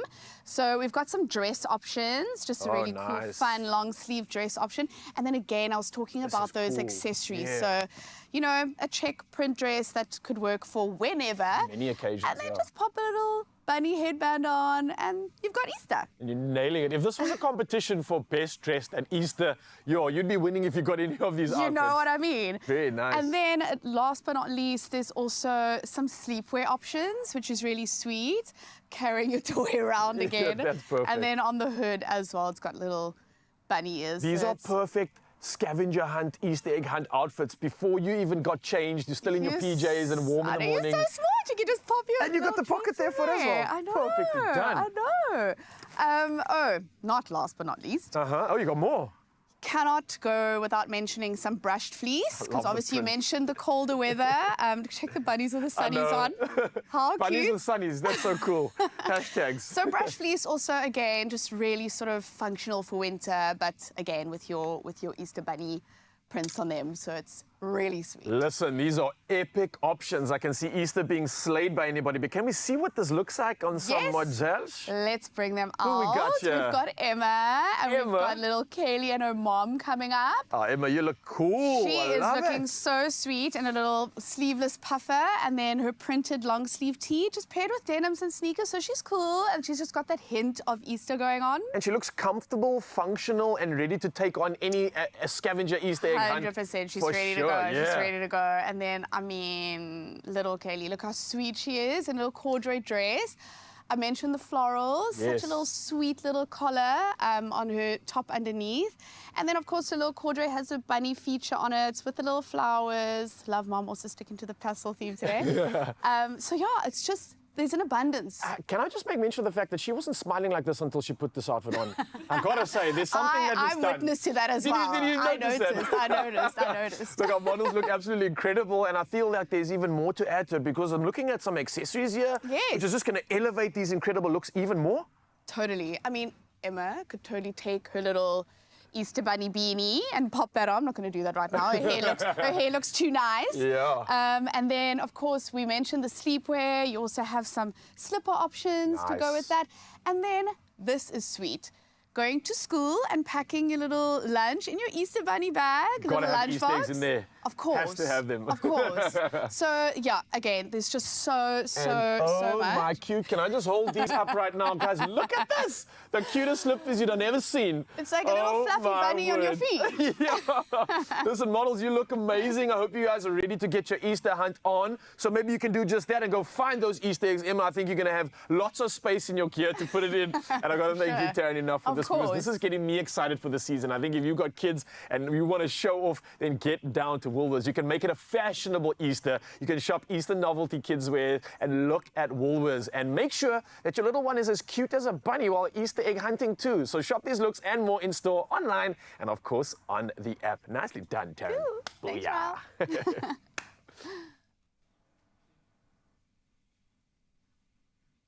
Oh, exquisite. I did warn you of a cuteness overload. While you plan your Easter experience, your Easter fashion, we're going to give you a soundtrack to match any emotion. Anna Wolf is still with us for one last performance. I've been trying to convince her to dip back into her older song, but to give us one of her standards, and I think she might just answer my prayers. We'll see you now.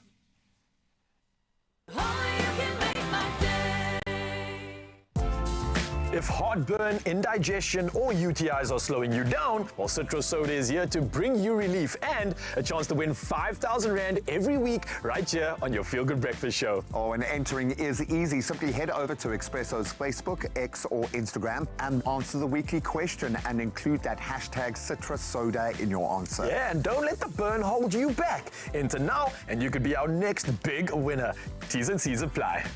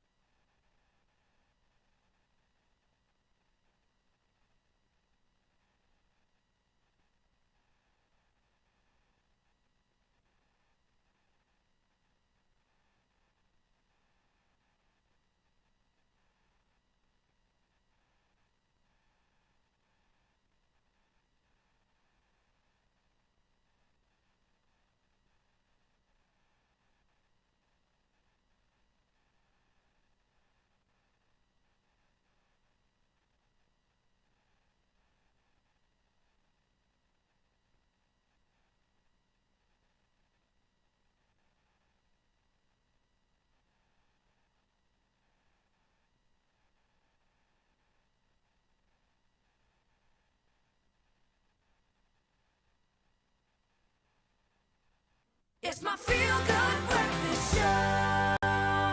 Now, I don't know if you know this, Raul, but you could take home millions, dude. Can I? It's a Wednesday, and it's there for all of us. Lotto, Lotto Plus 1, Lotto Plus 2 have 29 million rand sitting in their jackpot today. That's this Wednesday. So go and play your Lotto for 11 million, Lotto Plus 1 for 10 million, and then Lotto Plus 2 for an estimated 8 million rand today. Yeah, so how do we do it? Let me tell you, you can buy your tickets now in store on the nationallottery.co.za website. There's the mobile app, you've got cell phone banking, or you can simply dial *120 *7529 hash and then follow the USSDs. And you can stop Raul and ask him in the street if you want, or you can go and get those details on the Expresso social media pages. You can check them out at your leisure and then just put yourself in the running to become a winner by playing Lotto, Lotto Plus 1, Lotto Plus 2 for 29 million rand. Today. Come on. All right, and today is going to be a beautiful day because we're going to get sent off and move to an ethereal realm. We've been celebrating Anna Wolf all morning and we get to do it one last time. Anna, the stage is yours. Send us home. This next one is called Silence. I ran so fast through the jungle to try and find whatever my footsteps might have left behind. I found gold mines, snakes and ladders, big balloons floating by. Your mom says hi. I got a million voices screaming in my head like an army of drums banging my regrets. I only need silence and you. I only need silence. Here it comes again. My loneliness. I can't get over it. Put down your trumpets.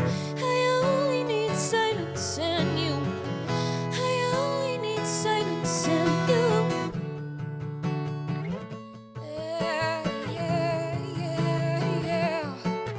I ran so fast through the jungle to get away, leaving behind the old me and changed my name.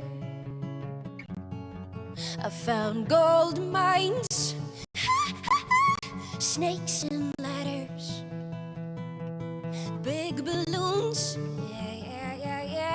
floating by. Your mom says I got a million voices screaming in my head like an army of drums banging my regrets. I only need silence and you. I only need silence. Here it comes again. My loneliness. I can't get over it. Put down your trumpets. I only need silence and you. I only need silence and you.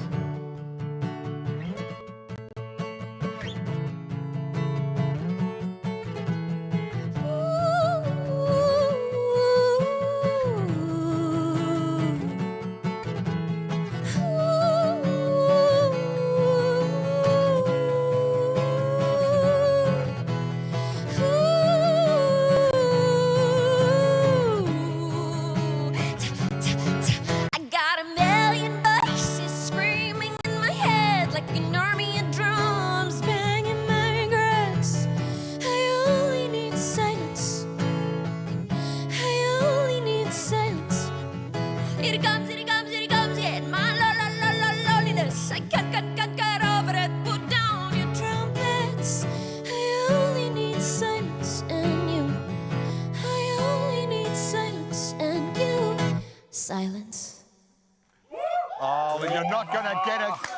You are certainly not going to get silence from us after that. In fact, after this whole morning, oh, my friend, Anna Wolf, take a bow. You are remarkable and stand alone. Likewise, you guys at home. Thank you so much. The power, the energy of a wolf. We are absolutely celebrating it. Thank you, Anna, for just doing the most, sharing your magic with us. And Mzansi, what a beautiful show we've had from cycling this weekend. We got the Canal Challenge at the waterfront. You've got so much to get involved in. Yeah, what a beautiful day. Oh, man, we'll see you to explore wonderful women in South Africa tomorrow. Stick around. We'll see you then. Adios.